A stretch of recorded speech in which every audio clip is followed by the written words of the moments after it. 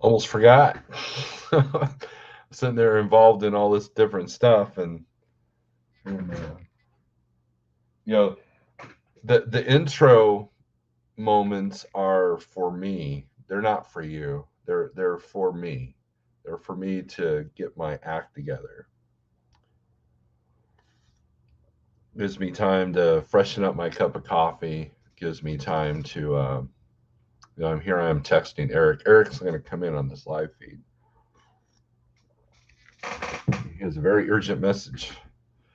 But anyways, Eric we'll bring you in here in a second. I got to figure this out here. So, anyways, we'll let you guys come on in. It's Friday morning, and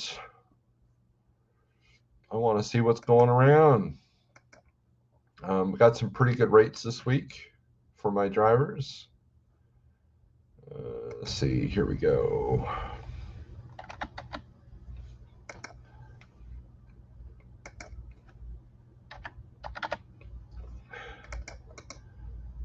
Paste. There we go. All right. We got that.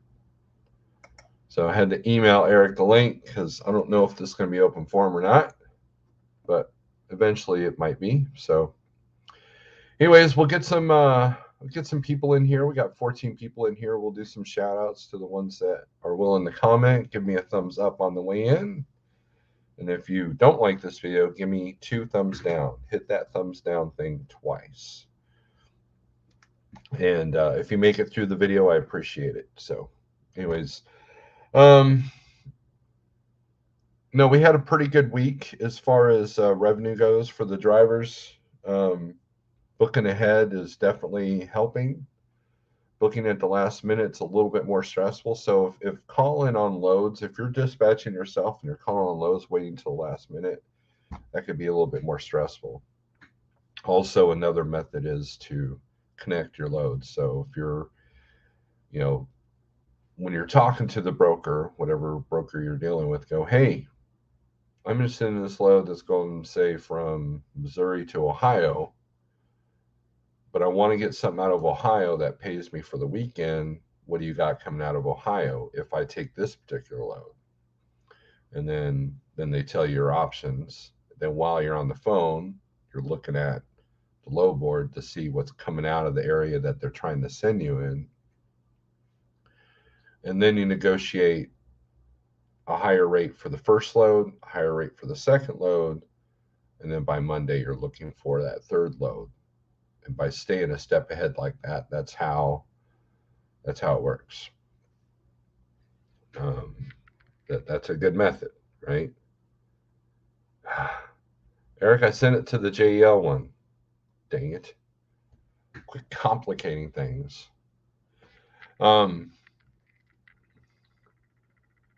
It's and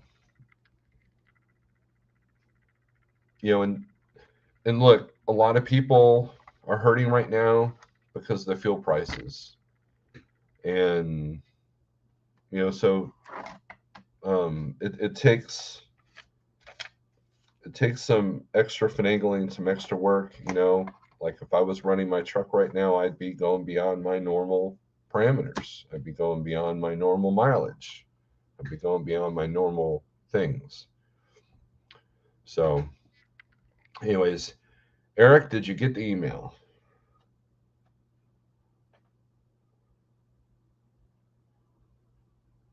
Let's see here. Totally making me look like the amateur that I am, I swear. All right. Sage at sagenews.org. You gotta love brokers. They gotta complicate everything, right? To Sage at sagenews.org.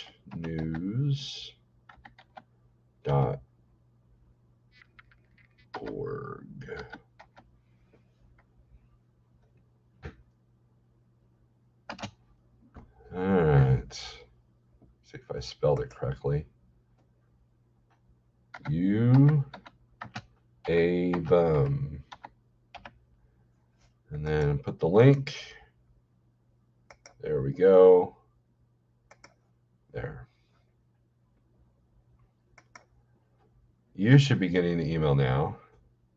Actually done pretty good with a couple of brokers this week. Oklahoma and North Carolina average 37.66 a load. Good deal. Yeah, Oklahoma is a unique market. If you got the right people with the right contacts, with the right freight, you can do well in and out of Oklahoma. So if you do Tulsa, you got the Joplin market. If you do Oklahoma City, it's kind of where it can become sketchy. So definitely have your contacts in there. But if you do Ardmore, which, if you're hauling dry van freight, you're probably Ardmore, Marietta, or Duncan, then you're utilizing the Dallas market, which rates coming out of Texas right now are pretty good. Hey, why do you have to complicate everything, Sage? Because I have multiple computers sometimes, and the computer that works the camera doesn't get the email address of the computer that gets the work stuff, and so on and so on. So I had to go over to that computer and send it over to this computer and pay Peter to do Paul and the Cat in the Hat and all the other fun stuff. Is that an easy answer? Was that a quick, easy answer? No, a typical broker talk, I swear. Broker talk. So I wanted to come on because I was just going to do a video, but I'm like, Snorelord's going to go live, so I'm just going to kind of do this. So one of the things I did drop was an article that FreightWaves was over-exaggerating the numbers, right? Saw that. But what I also got was about 1 billion emails saying that brokers are price gouging and everything else. So I think it was Tuesday or Wednesday. So last Tuesday, Wednesday, I actually got a call. So one of my customers uses a 3PL, and I kind of wanted to explain that what happens to sometimes in the 3PL. So 3PL calls me and says, okay, it's time for your, they normally do stuff every 3 quarters and they check in, but for me it's yearly because I do different stuff. So the 3PL calls me and says, hey, it's time for you to check in for your yearly check-in in regards to your numbers. So if anybody doesn't know what a 3PL is, and it is usually it's a software company, or what I consider a 3PL is just a software company that audits and keeps track, and with shippers and receivers and customers, people that are paying, that allow bids to go out. So you'll sign up for a 3PL as a carrier. They'll check your insurance and all your information, and then they will put you into a list of approved carriers.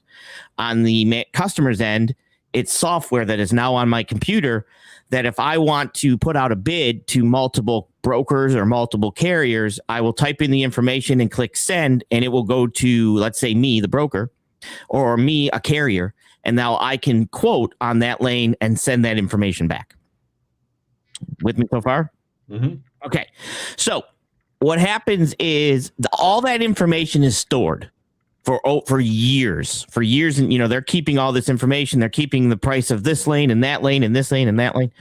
So normally once a year they'll come in and they'll say, hey, okay, this is your numbers. You haven't fallen off any loads. I rarely do because of the normal freight that I move. So you got good communication. Your quotes come back in this time. And then one of the things they talk about is I do quote legal freight for some of my customers. Now, my customer knows when it comes to legal freight, I'm not the best at pricing it, right? Because I don't have good relationships with a lot of legal carriers to move legal freight. But I quoted for them because they want to get 3 quotes and stuff like that. So one of the things the 3PL does is they actually come in and they say, hey, what can you do better to be more competitive in your quoting to our customer? So they want me. So they're basically saying your quotes are usually 20% higher or 10% higher or 15% higher than the median quote or the lowest quote. What can you do better? So they're asking me what I can do better to better give them a better price. That makes sense? So of course I say nothing because that's not what I do. But I do over-dimensional freight, and they eventually but they still ask, because you get this person that, you're on this Zoom call with, and it's always a different person or whatever when they do it. Not always, but a lot of times. So what I wanted to kind of explain, because I'm getting a bunch of emails and stuff that in regards to, brokers are gouging and all this other stuff and things like that. But when 3PLs come in, or brokers come in, customers are also hiring brokers to keep the analytics and the lanes and the stuff like that. My shipper has Datboard. My shipper has sonar. They have come to me and said, hey, prices have gone down. We'd like to ship right now. Or prices are too high. We don't want to ship right now. Right? So what I want to make sure everybody understands is that the Datboard, the prices of the rates and the stuff for freight waves and sonar and analytics and all this stuff is not top secret information that is guarded by armored vehicles and delivered to brokers. It is something that shippers and customers have access to. They can see the same thing a broker can see. They can see the same thing a shipper can see. So I had somebody say that they were keeping 60 to 40%. A customer is not going to let a broker take $5,000 load and move it for $1,000 because I would be gouging my customer, not the carrier. And my customer would be going out of business, or my customer would be finding somebody to do it for cheaper, right? Because I'm actually going to the customer for $5,000 and I'm gouging them before I give it to a truck. So I just kind of wanted to make sure that people understand it's a lot more sometimes complicated because we're all dealing with nickel and diming situations, even shippers and manufacturers on the van end, right? Overdimensional is a little different, but on that van end, I get critiqued as a broker saying, when you submit your information, this is why you also see multiple people quoting multiple lanes because they're sending it to multiple brokers through this 3PL. When I quote, I know I'm higher. They then come in and tell me I'm higher, and they tell me, what can I do? They'll say, well, maybe you should build relationships, with carriers so you can quote more, competitive pricing for our customer. No, I don't do that. So that's basically what's kind of happening a lot of times with that, just so everybody kind of knows. I do want to do that.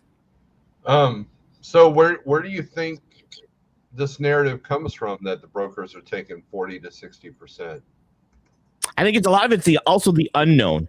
Now has it happened? Probably. I'm not going to say it does not happen, but with analytics and logistics and software and more, that transparency is not going to happen on the driver's end as much as that. Like I said, there's a huge amount of transparency.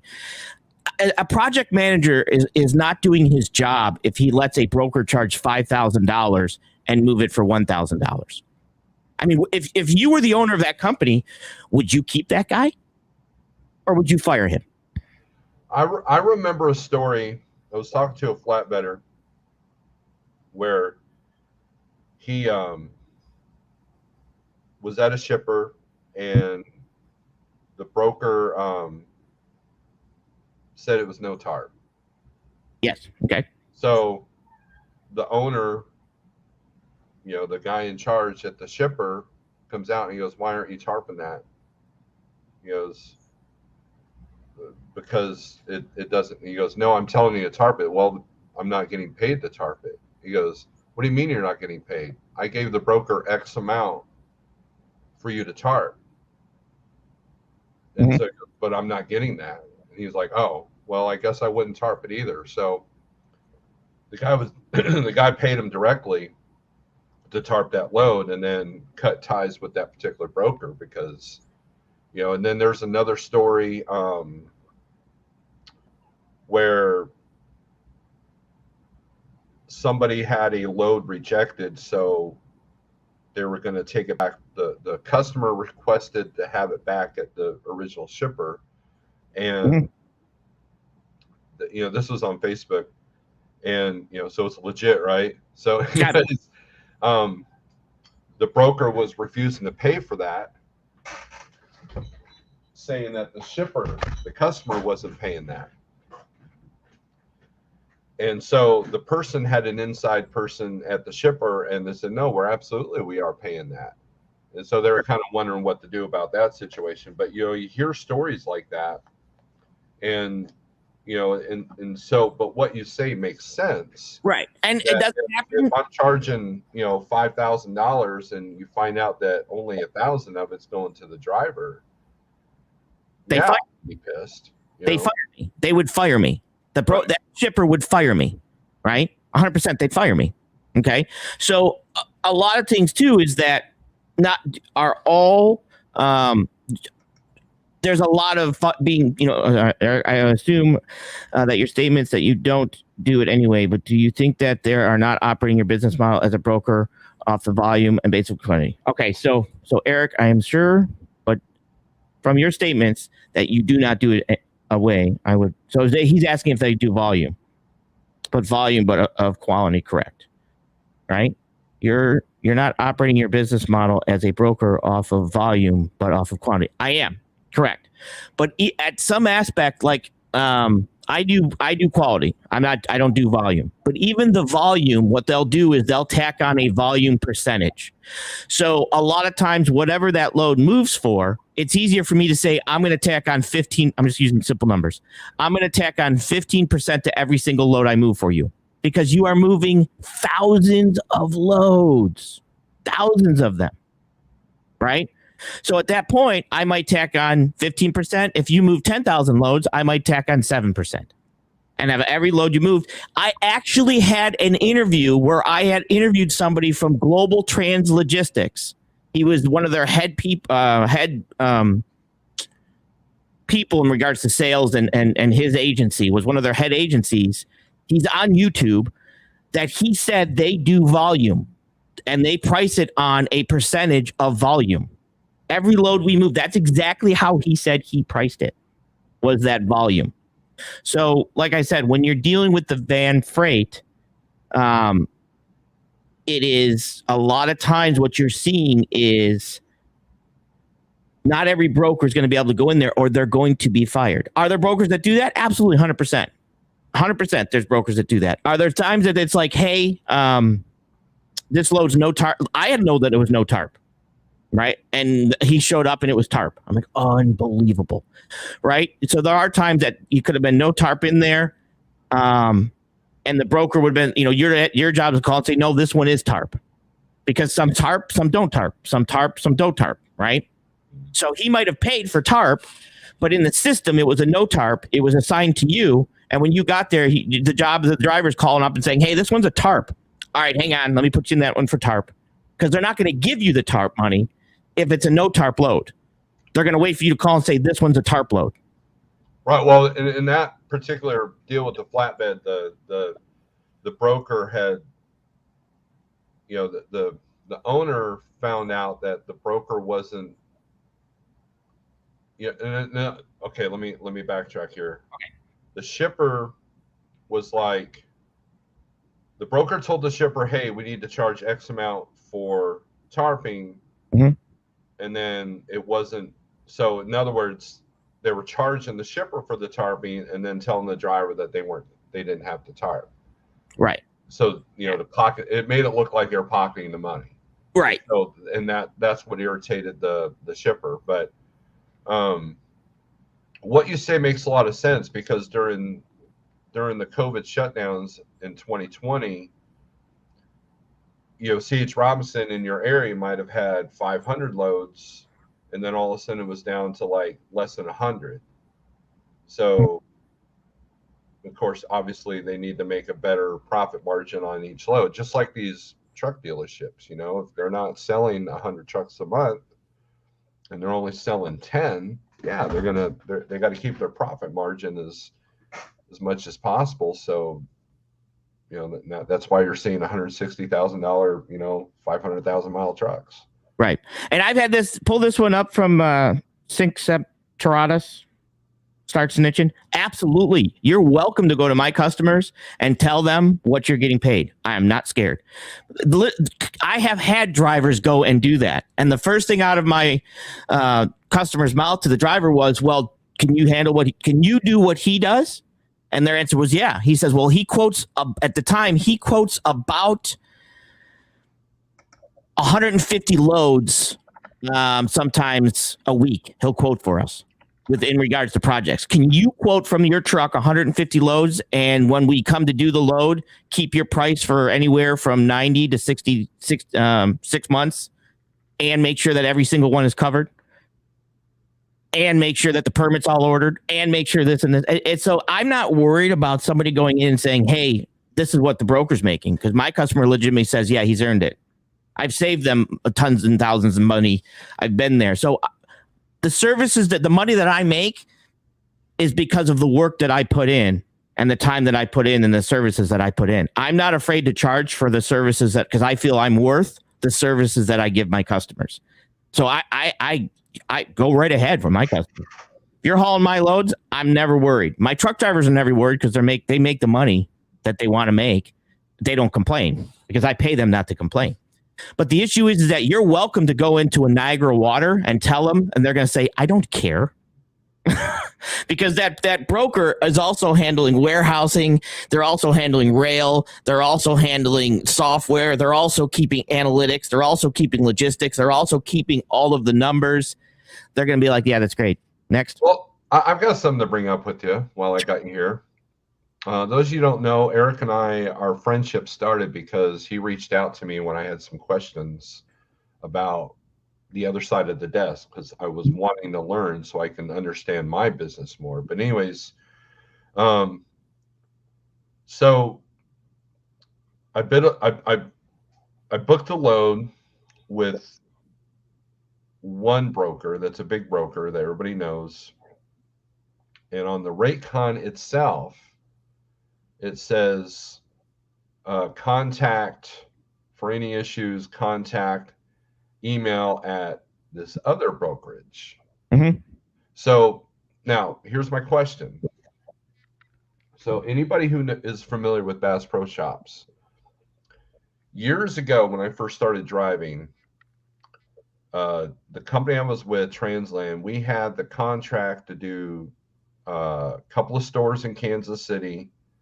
We had because they're just their main headquarters is in Springfield, and then we did freight from Springfield to Macon to their DC there in Macon, Georgia, and then we also delivered in Foxborough and Freeville, New York.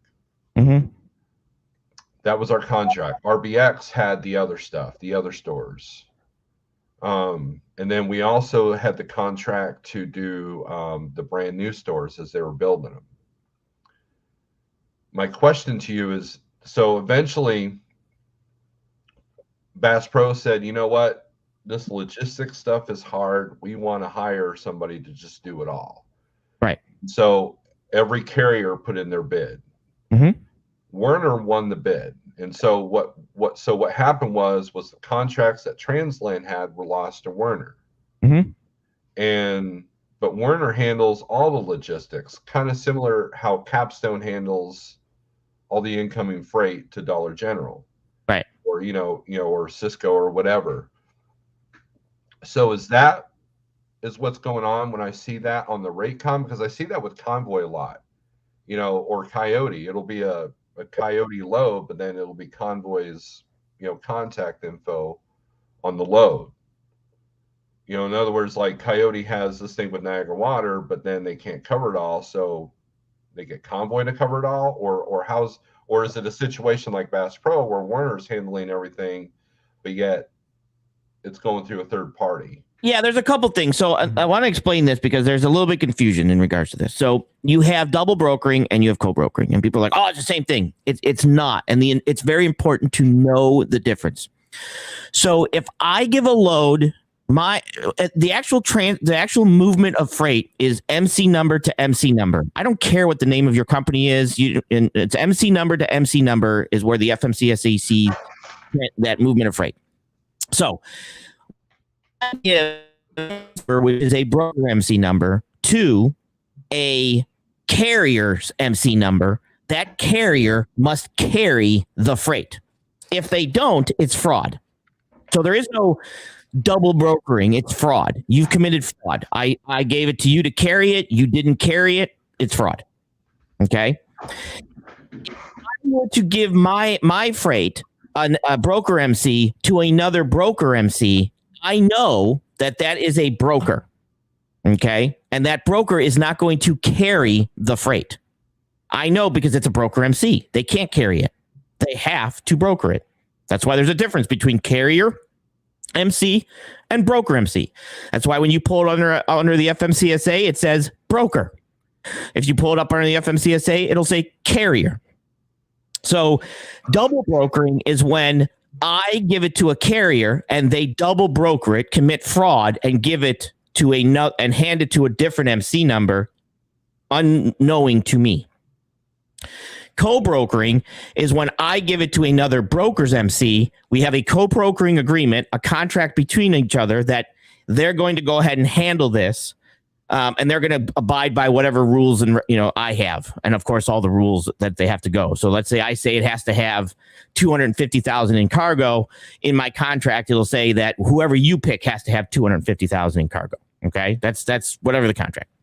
So what's the purpose of co-brokering? Why would Convoy co-broker a load, Niagara Water load with Coyote? All right. So a lot of times, if I have a lot of good relationships with carrier A, I can get good prices with carrier A.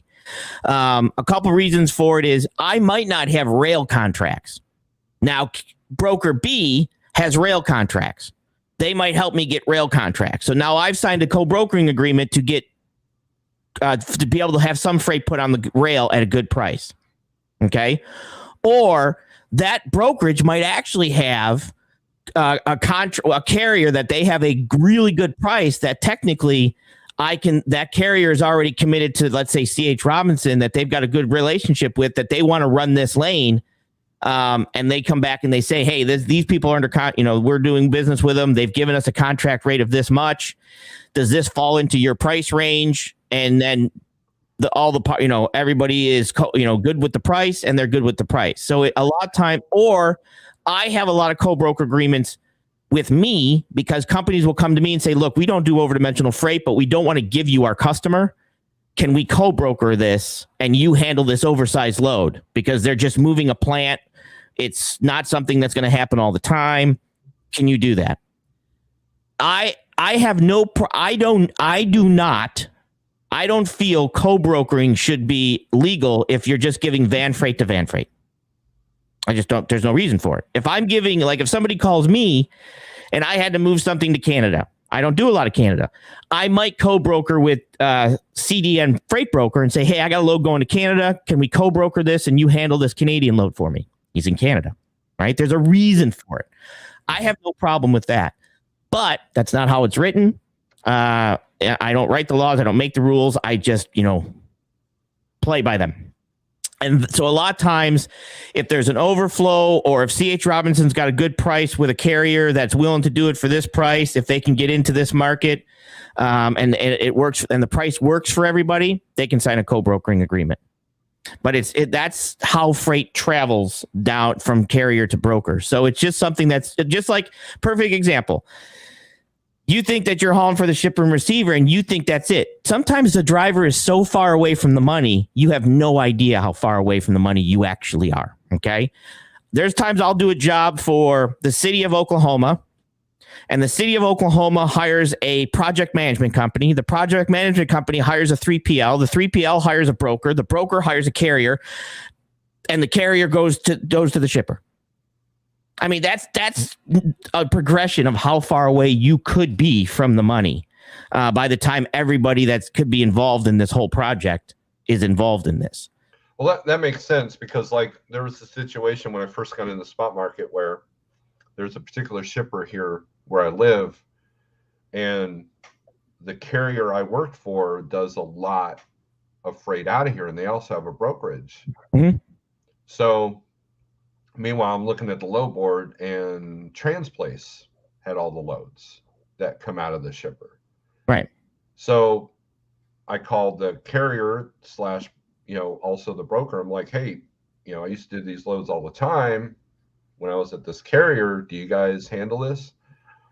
I see your trailers over there. And they're like, well, yeah, we do, but we still have to get it from Transplace, even though they're kind of a direct shipper contact. So it's kind of like that Warner situation with Bass Pro. And so that the whole point of that is that, to me, and that's why our friendship started, was because I wanted to understand more than just be on the other side of the phone. There's right. And you and I have had these conversations where there's a lot more to logistics than just, broker, shipper, carrier. Right.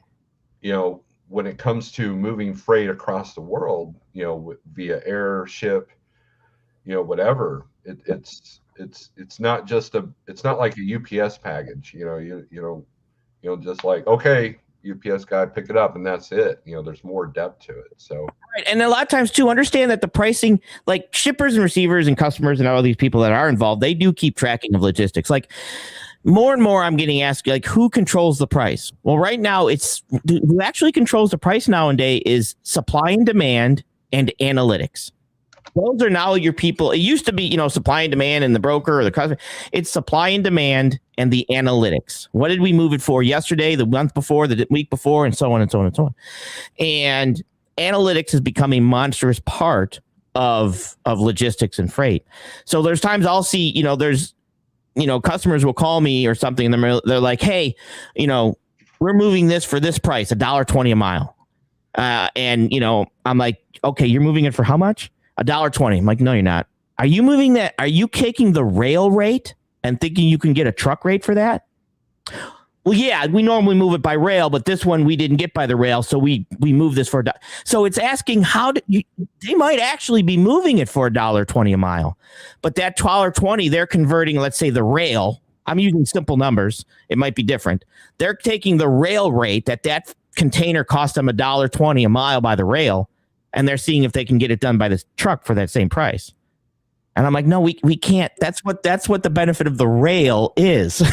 The fact that you move it for that $1 a mile or $1.20 a mile, but it takes 2 weeks or and then the broker gets on the phone and says, well, I move it all the time for this rate. Right. It doesn't tell you exactly how. You should say, is that by rail? I'm going to use that because there was somebody that was trying to get a load out of the West. I emailed the load. I told you about that transaction where it was like literally 2-word emails back and forth. And after 10 interactions, I found out that he's trying to move this load for $1 a mile out of Utah. And I didn't go west with any of my drivers for like almost a month after that. Right. Until I knew I could get them out. And I kept them way clear of that area. And there was another point I was going to make. Understanding these things is what enables my job to be easier. And if you're a one truck authority dispatching yourself, the more you understand, the better you can kind of dodge and weave, the pitfalls. Yeah, CDN, I sent you an email. Yeah, so I used to get this all. Here, I'll put the link out. CDN, this is going to be cool because I'm going to have you and CDN in here, and you guys. You're just going to let it go and walk away? It'll be awesome. I can walk away. I can use the bathroom. I can do my coffee. No, and so I just, like I said, so I do. My customer went from a smaller customer to bought by a monstrous customer, and the monstrous customer had a 3PL system, and that 3PL system, I'll get these, these emails, and I'll say, quote on this, quote on this, quote on this, quote on this, quote on this, quote on this. It's like, oh boy, here we go. And I still quote on it because, they need a third quote, but they know it's going to be high, but they do know that, but their job now, if they go over budget, now remember, so if they go over, if they don't take the lowest one, they have to type in the reasoning. The shipper has to type in the reasoning why they didn't go with the lowest price. Okay. So my guy will basically say, he's like, dude, they beat you by $10 on this legal load. I'll come down $11, because if he doesn't, he has to type in there and give a reason. And he's only, if he keeps typing in all the time and giving, reasons, they'll actually come and meet with him and saying, okay, what's going on is there a problem with the people quoting? Should we kick these people out of your system? And things like that. So, hey, how's it going, buddy? Good morning. I actually have a quote to send you, to be honest, but go ahead. Come back. Hopefully my mic's sounding okay. Yeah, you're good. Audio's good. Yeah, no, good morning. I just thought I'd jump in and kind of, I guess first off, it's not all doom and gloom. Steve has said it. There was someone else in your chat. that had, there's someone else in your chat that was talking about how they had good rates this week. So it's not all doom and gloom out there. You just have to find your feet, your footing in this industry. So that's the positive there. Yes, we have the high fuel prices, which is absolutely crazy. But I was going to say that don't worry about the doom and gloom. But if you're still out there, if you've been an owner operator and it's been more than 6 months, a year, and you're still complaining about brokers, yes, I would say that you didn't do your research before you bought your truck. I'm sorry to say, because if you were a company driver and then a lease driver and then you went to the spot market, and during those times you didn't research to understand brokers and how they work and how the industry works to get freight, and you're complaining about it, well, what if the marketplace said to become an owner operator, you can't exceed $1.47 per mile cost or $1.20 cost per mile in your operation? What if the marketplace said that? How many long nose trucks would be out in the marketplace if that was out there? agreed. Right? All of them. Yeah. Right? Like reverse that, where they say let's cap the broker's profit, and let's say, what if the marketplace said we have to cap how much you carry? Because think about it this way, Steve, in your time, and do you know any of all your network of other owner operators, has a broker come to you where they said, we got 5 loads, 10 loads for you, that you took a volume and you said, okay, I normally do this lane for 1,500, but because if you give me all 10 loads, I'll do them for 1,200, 1,250, or 1,200. Have you ever given a volume discount? I've been offered that. So TQL approached me for these loads that come out of basically Joplin to Springfield, easy project. And they said that if you can do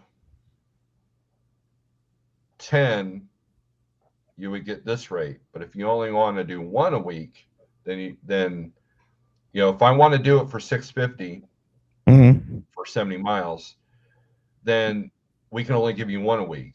But if I wanted to do it for 500, they could give me 2 a day. Now the problem is I don't have the capacity to do 2 a day for the next month. Right. So I'm stuck with the 1. So that conversation was dead in the water. Right, but the point is, in all your years of trucking, have you ever successfully provided a broker or a shipper, someone given a discount in exchange for committed freight? No. Right. And how many other people on this chat can give that? But as a driver, you did that? No. You said no. I'm sorry. Okay. Right. I'm not talking as a broker. Right. I'm talking as a driver. How many owner operators so we got big rig CEOs giving a volume discount. So okay, so good. So it does happen. But the point is, I don't think a lot of them are. Now, take for example, Steve. I think the main thing that I would bring out today is creativity.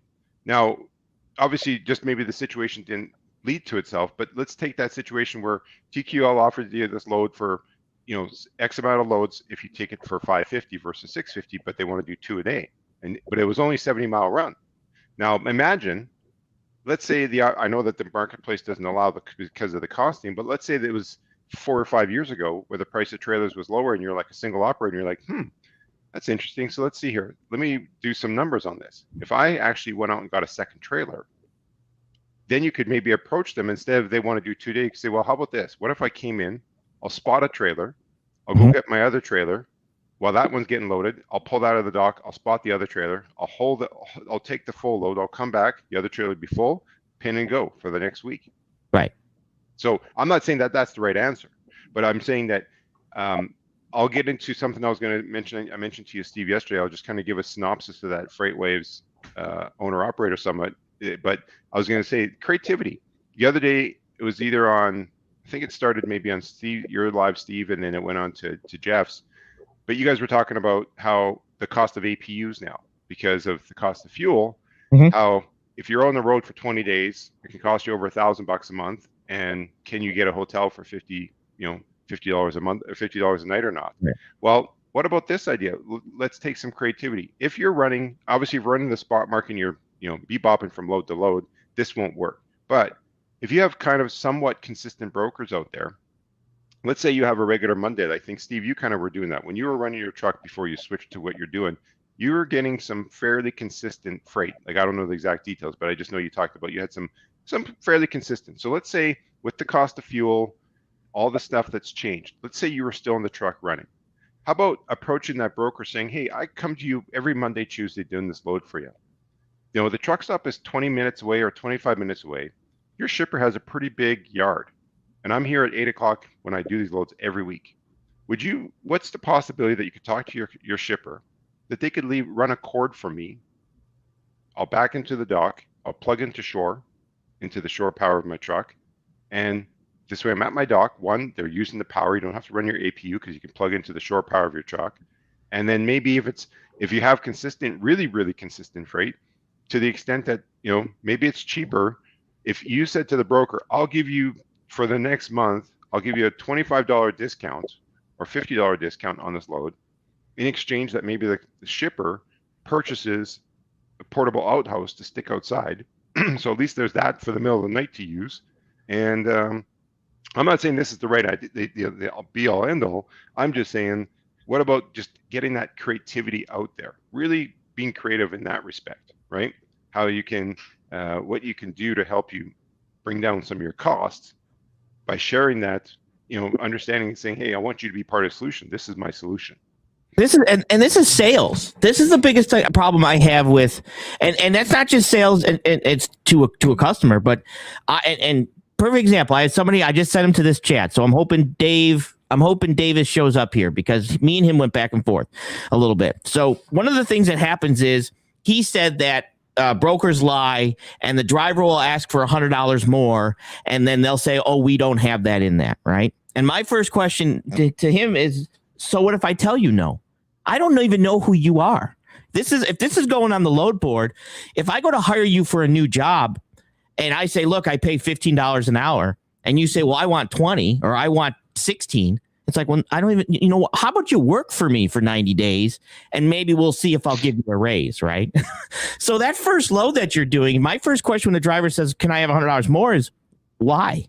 What do you need it for? Just like a child, can I have a $100, can I have a raise in my allowance, a $10 raise in my allowance? Why? What do you need it for? Right? Well, you now have to sell yourself. You have to explain what, like it or not, Toe Piglet, me and Rob can both agree. Toe Piglet software and the service that he provided was fantastic. One of the best. It was second to none. Absolutely. But his sales to go out to get direct customers and do stuff like that, he considered a direct customer an asterisk.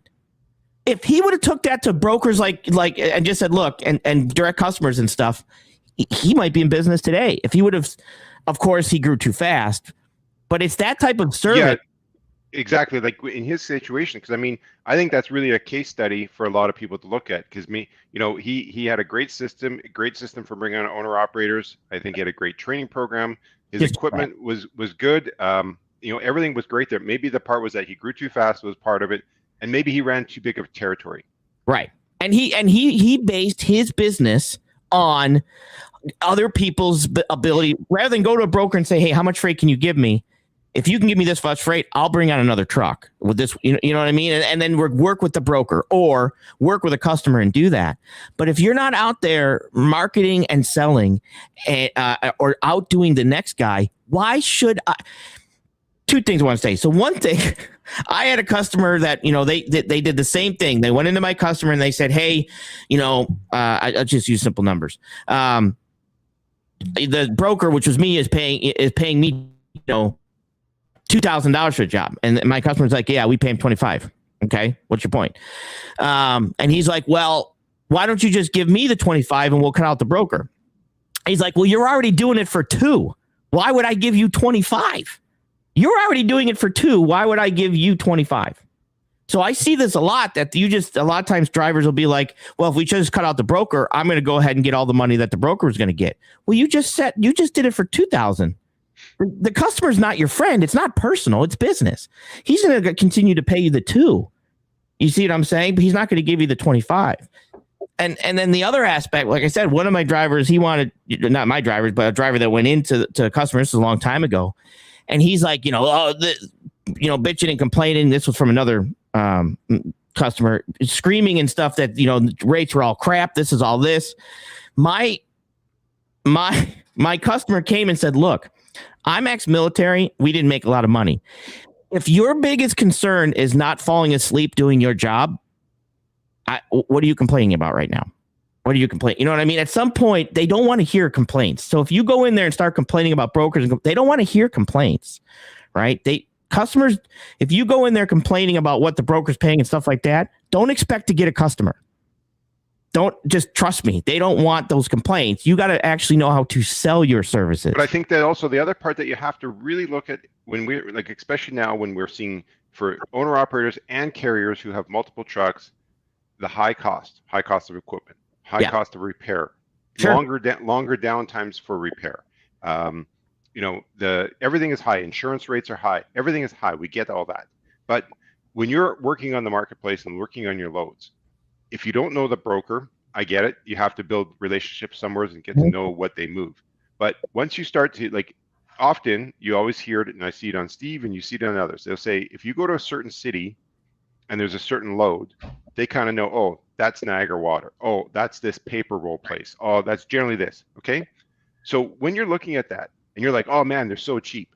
Well, imagine if you're buying, look at what part of remember the little video I did with Steve about, appreciating the process and understanding where in the chain of command, and I know Sage has talked about this, are you shipping the raw goods or are you shipping the end commodity? Because think about it, when you're shipping for Dollar General, a load that's being transferred from stores, say a bunch of returns that came into the Dollar General stores that someone bought something, didn't like it or didn't work, so they come back to the store, it's been returned, they've gathered all this up and they've been gathering this at a distribution place. Now it's being shipped someplace else. All of that either in-store transfers from one distribution warehouse to another or something similar. That's all on the cost of Dollar General. Do you think that they're making any money that they can charge on that? Absolutely not.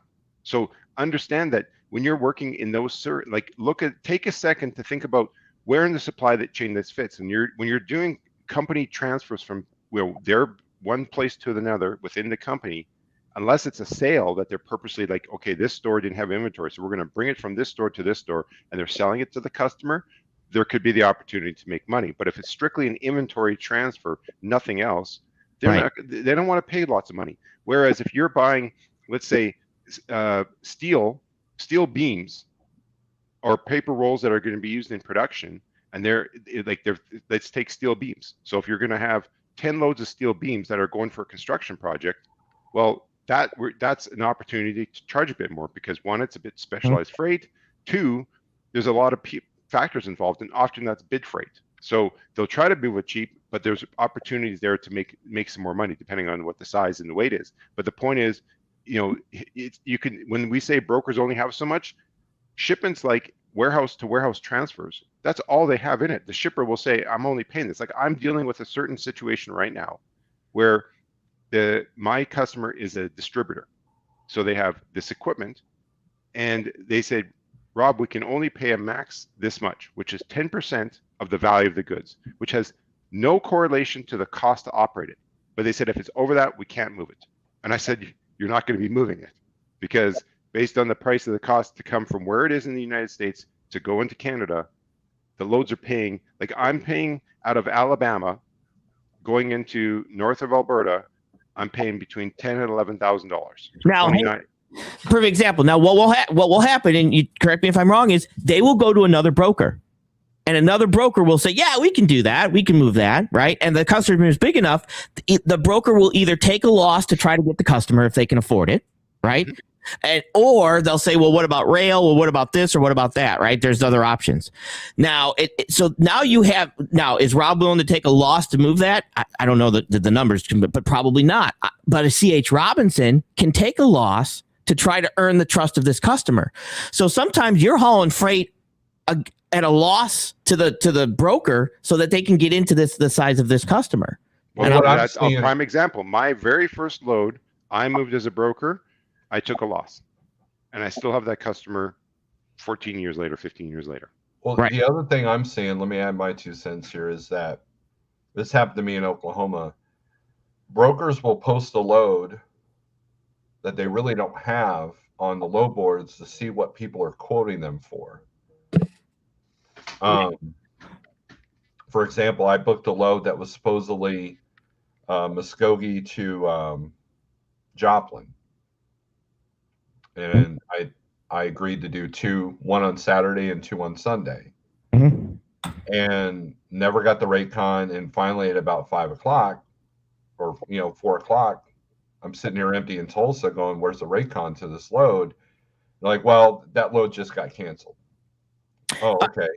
So I look on the DAT board, and sure enough, there it was with another broker, and they had it for $200 less. And so I'm like, "Well, I just was offered this same load for X amount." He goes, "Yeah, and we've got it this amount, which is why we got it from that customer." Right. But they were using the low board, and so I see it all the time as well, as like looking for dedicated carriers. And so they'll post a load, say from Joplin to Columbus, and you click on the load and it says looking for dedicated carriers. We're looking to do 2 of these a day. Part of me thinks that this is them trying to find a quote to be able to approach the customer and say, "Hey, we can move these consistently at this amount per day," depending on what drivers are quoting them, or they've got the contract, but they don't have dedicated trucks, which to me would sound like, if I own the lawn care business, I'm not going to go out and buy 5 zero-turn radius mowers if I've only got one yard, one customer, right? I would want, that can't justify. And I think that's kind of what happened with Toe Piglet, is that you don't buy a bunch of lawnmowers with no customers. Right. So what I think this is, and I don't know if CDN deals a lot with 3PLs, because I didn't in open deck until this customer went big. So what happens is a 3PL, that software comes across and it will shoot a message to me saying, "Quote on this load," and it'll say pick up here, deliver here, type of equipment, the dimensions, legal load, what type of trailer they're looking for, blah, blah, blah. It has all this information on there, right? And at the bottom, it'll say submit quote within 2 hours, 1 hour, 24 hours. That'll give me a ticking time frame that it will tick down on me. Okay. So it might be 6 hours. I now have 6 hours to move this load. So a lot of times what brokers will do is they'll post that load and try to find a truck, because if I submit a load and I say I'm going to do it and I don't get it moved, my contract states that I now have to pay the difference for whoever else moved it. So if I say I can do it for 1,000 and I don't get it covered for 1,000, even though I submitted 1,000, I put my bid in and I won the bid. If I don't get it moved for 1,000 and it costs them $2,000 to move it tomorrow, I now have to pay the $1,000 difference between what I said I could do it for and what it actually moved. I have to pay that. That's it. That's the contract I had to sign to be a part of this company, which I don't care. So what a lot of these brokers will do is they'll go and post it and say, "Okay, will you take this load for $650? How much will you do this load for?" "Okay, $650. Perfect. Don't go anywhere. Let me call my customer." And they submit it. Okay. Now they submit that load for $650, but the other broker might have submitted it for $550. So that customer took the lowest bid and they got it for $550, and now they're posting it for $450, where I might have went in at $750 because you were going to do it at $650, but I lost the bid, and the other customer got it within that ticking time frame. Does that make sense? So they have an opportunity to get the load if they come in with the right price, which is usually the cheapest price. Look at Logistically Disturbed's comment there. Hell, from the description you're all given, the spot market sounds like shopping in a pawn shop that's covered in bear traps. LOL. Like, and here's the thing. I'm going to tell this, okay? So people that are looking to be in the spot market or looking to be single owner operators, your own authority, or coming onto a company like ours, here's the deal. It's complicated, but it's not, right? So the whole purpose is, yes, there's a lot of depth to moving freight across the world. And so you can't let that overwhelm you. Just understanding it when things don't go right, when brokers not giving you the money that you're looking for, or loads cancel, or or you want to go into getting direct customers or whatever. There's more to it, and that's the whole purpose of this. Knowing, if I want to learn to be a good guitar player, and I want to be a hired musician for big artists that tour, or need studio work, I'm going to have to know my instrument as much as possible. Now, does that detract from the creativity aspect, or I just want to play what I want? It can take the soul of that away. But the reality is, if I want to make a lot of money playing guitar, I'm going to have to know my instrument in and out. I'm going to have to do hours of practice. I have to know my instrument. I would have to know the industry of how to apply for jobs, for studio work and all that. So it's the same thing. The more success you want out of anything, whether guitar playing, owning a store, or driving a truck, or owning a truck, the more you understand how it all works, the more strength you can have in that industry. And I think that that's important. We're going to Well, and now to kind of logistically Disturb's point, the sometimes everyone always blames the brokers for all the woes and the problems in the trucking industry is all the blame of the broker. But we have to also, unfortunately, there are shippers. There's excellent shippers that have different processes, but I have a shipper that it's a race to the bottom. Yes. I see the distribution list. There's about 50 emails on there, and they're looking for the cheapest rate. And when a carrier, so those are the loads that I post because I'm looking for the cheapest. When they call me, the first words lately, what I've been finding is that I can tell there's been where we're lacking in the overall industry is training. Yes. I get so many times people call me and the first words out of their mouth is, how much are you paying? They haven't talked about any details and understanding what the load is to really quote it. They just want to know if it's not in their ballpark, because like I said, every place is different. Like what Steve has with their company with self-dispatched, United States is there's only a few. Not every company in the United States is self-dispatched like that. In Canada, owner operators are not self-dispatched. They don't have access to that. So they just sit behind their steering wheel. The dispatcher finds a load, they punch it in their smartphone, they'll say it's too cheap for their cost of their operation. Okay. Right? So, and then the dispatcher says, oh, it's too expensive, or they just don't call back. So that's so when you look at the whole bane of when we see the high cost of operation right now, as I've said before, the owner operator model is excellent. It allows drivers to choose the equipment they want to drive. It allows them the opportunity to choose the freight they want to drive. They can set their schedule because they're an independent contractor. So their company, in theory, can't force them when to work. But the flip side of that is it takes away the efficiencies of the overall logistics supply chain, because you got independent people with independent costs. Instead of having the mega carrier saying, okay, my cost of operation is this amongst 10 facilities and 100 trailers. When you have one guy, well, my cost to operate is this because I got this size of truck. Oh, I got a fancy house, so my cost of home cost is this and this. Well, that's when you put 5 trucks side by side, are all 5 carriers going to have the same cost of operation? They're not. And are all 5 carriers going to be willing to take a certain load for a certain price? They're not. To a certain area. Right. So I mean, that's the reality. So the point is, when you're coming into this industry and you want to become an owner operator, it's great. You're a small business in a big pool, but understand what you're getting yourself into. It's no different if you want to be a carpenter, if you want to renovate homes, and you think, oh, I can charge $250 an hour, but there's 50 contractors all charging $80 an hour. Well, how much business are you going to get? Unless you're like really specialized and superior in what you're doing, then it's going to be a slower process and you'll eventually get your money.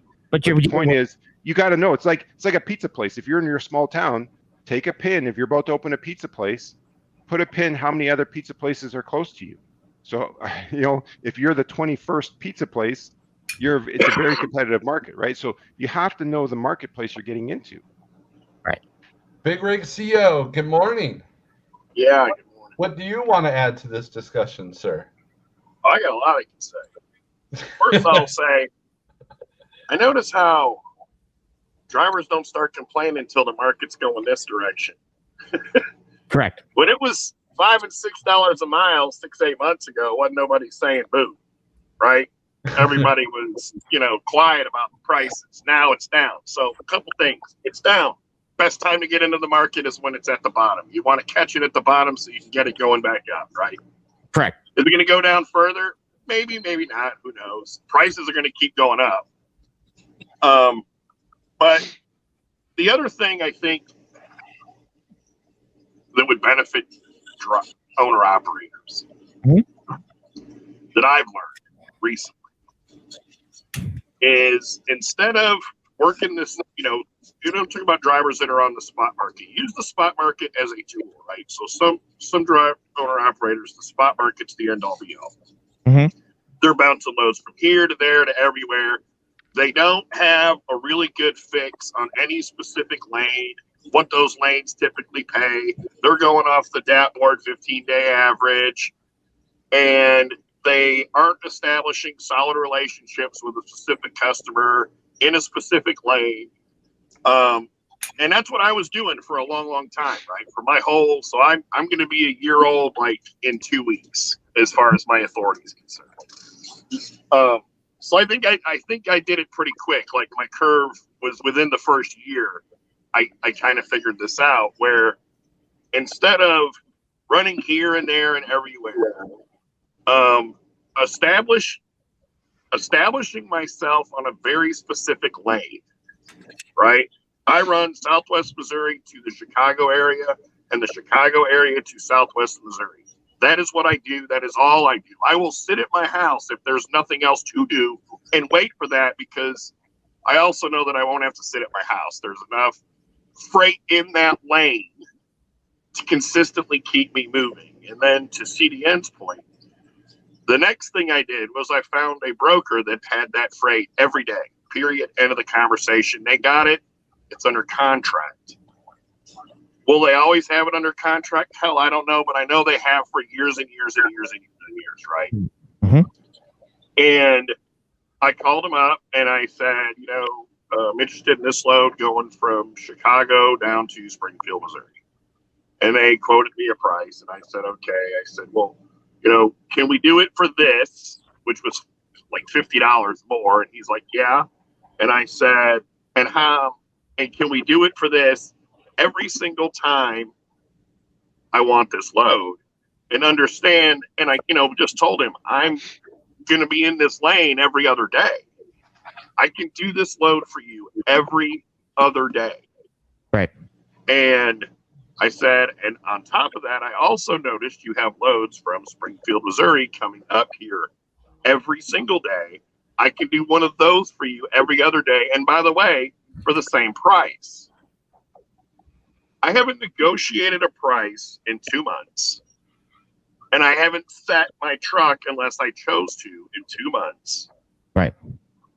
And it has absolutely worked out flawlessly to do it that way. And by the way, I'm not, I'm still getting over $3 a mile, all miles, including my deadhead on everything I'm doing.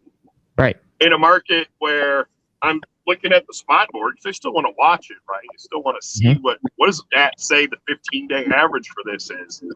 And I'm consistently above the 15-day average on one side of it and a hair below the 15-day average on the other side of it. But when you average it all together, it's still plenty profitable. Well, and instead of trying to consistently gouge as much out of every different load that I can just randomly find on the board, right? It's better off to just put yourself in a lane and find 2 or 3 brokers that have customers in that lane and just negotiate with those 2 or 3 brokers. Explain, look, I am in this lane every day, going in one direction or the other, and that has worked out for me. And look, as prices continue to rise, because they're going to, right? Fuel's not done yet; it's going to 6 or 7. I think we can all agree on that. Correct. It might come down a little bit before November. Somehow, some way, they'll magically pull a stick out of their ass to get it down. But it's an election season, so fuel typically dips during election. but after that, it's going to go right back up. The cost of new equipment is not going to come down.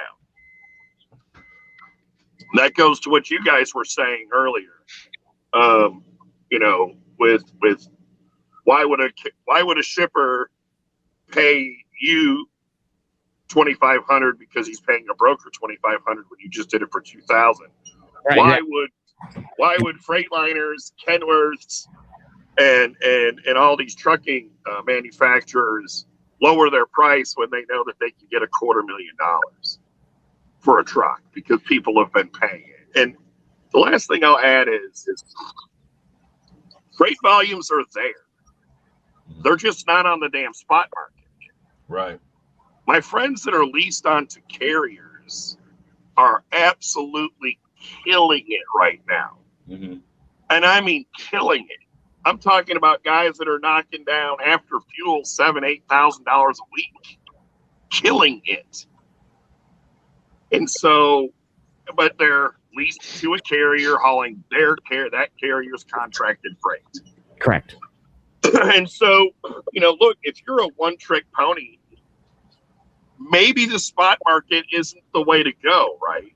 Maybe the spot market is for people that are trying, that maybe want to grow out several trucks until they can, you know, get contracts. But if you just want to be a one truck, one trailer situation, perhaps you're better off to just lease onto a carrier that'll let you pick freight off their own board. Well, let me add to, you know, the business model that you've created with the Chicago to Missouri and back. Number one, you've been driving for how many years? 22. And all of that has been out of this area. So you know the lane, you have experience with 3 different platforms: flatbed, reefer, and dry van. Sure, but I own a reefer, so I kind of got to stick to that. Right. And so, but that the whole point is that you know your lane, you know where you live, and yes, we are blessed with this market here, but knowing that Chicago to Springfield was good, that was the platform, that was the route, and so, you know, you and I have made these conversations, and you know, when I try to do that with the drivers that I dispatch, including myself, where, you know, CDN's right, there was an every Monday load that I would leave out the house with, and then there's a consistent lane that I create with one of my drivers, and it's a specialized product. So I've been able to be north of the average most times, unless we have to go to another area because that's where the delivery requirements are. And then I'm slowly building the database of, okay, how do I get out of Arizona? How do I get out of Colorado? How do I get out of, you know, Pennsylvania? And, you know, so it's the same method. So, you know, Big Rig CEO is doing it right. And everybody's swinging for the fence. Because I do everything right. Let's get that out there right now. I don't do anything wrong. No, look, I think it was partially experience and partially luck, right? And I'll say more experience than luck, because I had, just in the year that I've been on the spot market, I had been watching that lane and trying to run inside of it as much as possible. And surprisingly, not with the customer that I signed up with, because every single time I called them, their rate was below par. And they would always say, you know, their response when I asked for more was, well, you know, we have contract rates. The luck part came in where the spot market got so high that it forced the contract rates to come up pretty dramatically. Right. In order for customers to get a discount, right? And so the luck part is, one day I just happened to call to see, and the rate was like, ooh, yeah, I'll do that, you know? Because to me, I didn't have to get $4, $5, and $6 a mile. I don't even have to get to 3, right? I can run substantially below 3 and still do okay. Obviously, I want to make as much as I can, just like everybody else. But the rate was something that actually put a smile on my face. And I said, okay, yeah, you know what? Yeah, can we just do $50 more? because if you can ask for 50, why not ask for 50? Yeah, I get that all the time. Right? Yeah. And the worst, I would have done it for what he originally said, but I'm going to ask for $50 because they'll say no to $100 all the time. It's a lot harder for a broker to say no to $50. It seems like to me, it's like they don't want to. $50 usually isn't making or breaking the deal, I guess is how I should say it. Yeah, but in a down market, you can lose the load over $50. Yeah. And next thing you know, sure you could. And again, that's where luck played in for me, setting this up. And I will ride this situation until the wheels fall off my truck. Right. Because there's no reason to do anything else. I didn't get into this owner-operator spot market game because I wanted to travel all over the country. I've been driving 22 years, been there, done that, right?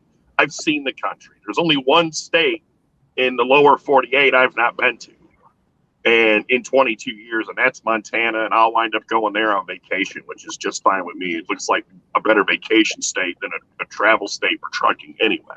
Very true. I got in it to make money.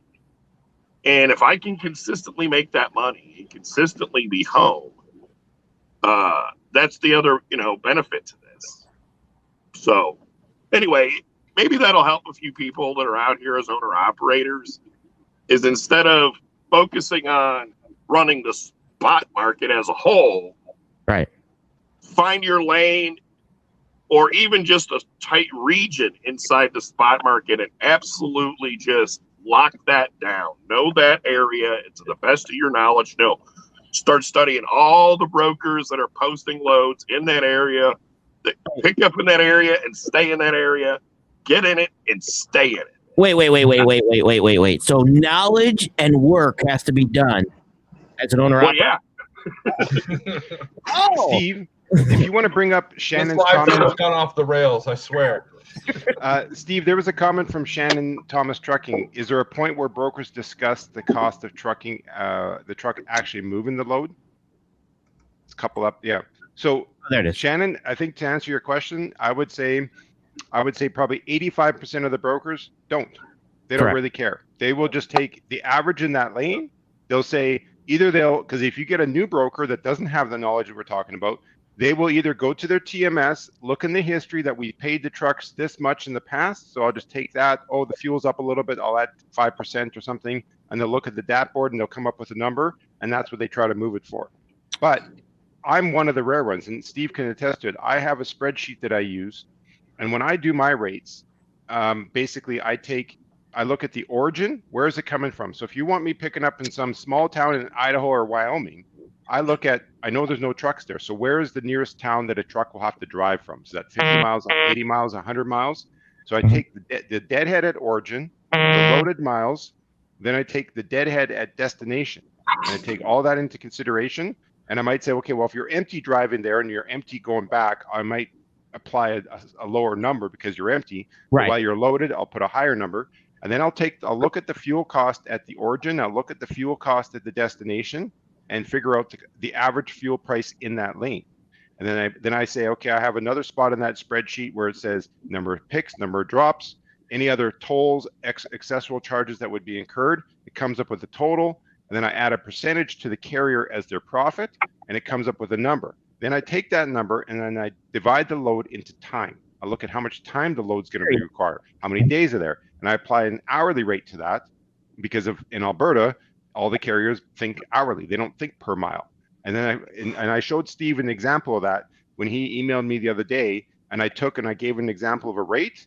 I said, here's the rate per mile. And then I said, based on the time, and then I used time, and I came up with an hourly rate. And guess what? The rate was pretty similar. So the rate was not terrible. The issue was the broker didn't account for the time that this load would require. He couldn't meet the delivery timelines. So to answer your question, most don't, Shannon, they don't take the cost into it. They just have to move the load. And now and Davis came over me. He's the guy that came over from my page. So thank you for coming over, Davis. But also some customers don't care. Some customers look at vans as, now it's easier in open deck. CDA would probably admit it's easier to start to do that with open deck because there's other variables and things like that. But some customers don't care. They don't care. They just want that. drop a trailer. Well, like it's Well, like can I interject real quick? No, this is not No, true. no, this is your channel. Don't say nothing. I think that they're relying on technology too much because, if you want to do 200 miles in Arkansas and you got to go through all the back roads, that's going to take a lot longer than 200 miles from like Lincoln, Nebraska to Wyoming, right? And I can't tell you how many times the click and goes have these loads bundled that you legally can't do unless you're a super solo team or something like that. Like, You they can't go from Lincoln, Nebraska to Wyoming in 200 miles, Steve. I know, but I'm just saying, right? But I'm just saying that, like these bundles, like Uber and Convoy are notorious for these bundles that you're like, okay, here's a load that picks up at 6 a.m., goes 600 miles, delivers at 5 a.m. the next morning, and then the second load in the bundle picks up at less than a 10-hour break and delivers at 8 a.m. the next morning. It's like I literally filtered all bundles. I don't, bundles bit me in the butt at Landstar. I don't do bundles because most of the time the times don't work. As a dispatcher, it's difficult sometimes to connect 2 or 3 loads to make sure they all coordinate together. And I think that the algorithms, that Big Rig Show was talked about, I think that they're just doing all this on paper. Like when I used to build boats, we'd have a part literally wouldn't go in the boat, and the engineer would come out, well, the computer says it works. Well, but it's not. It's physically not fitting in this part. And like, well, I don't know. It's supposed to, So I think that brokerages are doing that now. But remember, when you're looking at spot market rates like DAT, those are only the carriers that have submitted and the brokers that have submitted the rates. And yeah, it doesn't. Those are designed to. Those spot market averages are for like, the big volume warehouses, from warehouse to warehouse, dock to dock type freight. It doesn't account for the small. There's thousands and thousands of smaller shippers out there that are not technologically. They go out there. They have a handwritten bill of lading, right? Places like animal feeds. There's a ton of places that don't use algorithms. They just want to, they say, well, we've always run a truck for this price because that's what happened is one carrier did it from at this price. And then it started to, that's how they went, right? Unless they don't cover it for that price, then they start to open their eyes. But they go with, well, this guy did it, that guy did it. Because I can tell you that there's tons of regional carriers in the United States that have 10, 20 trucks that run a certain area, either the West Coast, the North, the East, and they'll have 10, 20, 30 trucks and they run a certain area. Now, did they look at the spot market? They don't. They don't even use the load board because they went out there and secured customers locally. And so the point is that DAT, like for example, if you were to move loads from the US to Canada or Canada to US and you looked at the DAT board, well, the DAT board the rates on the DAT board from a load is about maybe 2.5 times low. If you looked at the DAT board to go for a certain lane, add about 2.5 times to that rate, because that rate on DAT will never tell you what the true lane is in that. Well, a lot of times where they're getting that information, because I've actually is the DAT board and truck stop are getting that information from factoring companies. They're getting it from TMS systems. They're getting it from they're actually buying analytics from factoring companies and TMSs. One of the things that I can't remember the name of the company, it's a TMS Pro something. Oh my God, I'm drawing a blank. One of the big thing is they have had all these the DAT board and truck stop and saying, hey, can we buy your analytics? Can we buy all of your your factoring, what the trucks are getting? Can we buy that? And they've refused to sell that to them. So there's a lot of TMSs, there's a lot of factoring companies, there's a lot of information out there that is being sold to or being bought by the DAT board to use that information. So it's not just something you've given; it's something that they've come in and bought. But the point is, Eric, is that Sage is that, and I think Jeff would say the same. Is that when you're a small carrier, you can look at all this analytics. You still have your cost of your business. Now, if you went out there and bought everything brand new, your cost of operations is going to be higher. And if you're in a market that doesn't pay those prices, well, maybe you made a bad business decision. Correct. But if you're a carrier like take Jeff, who's growing, and he gets into the next level where now he's at the level of some other major, you become another Werner. Well, if you're entering that marketplace to compete against the Werners and other big carriers, the expectation is you have to get your cost down. I mean, you can say brokers are gouging carriers. Well, what about the carriers who have lease programs? They're making money from those lease programs to those owner operators, to those lease operators, right? People are going to make money. It's business. That's just the nature of it. And I was going to say that I watched this the other day. Freightways had this small carrier owner operator summit, and the Coles notes is this.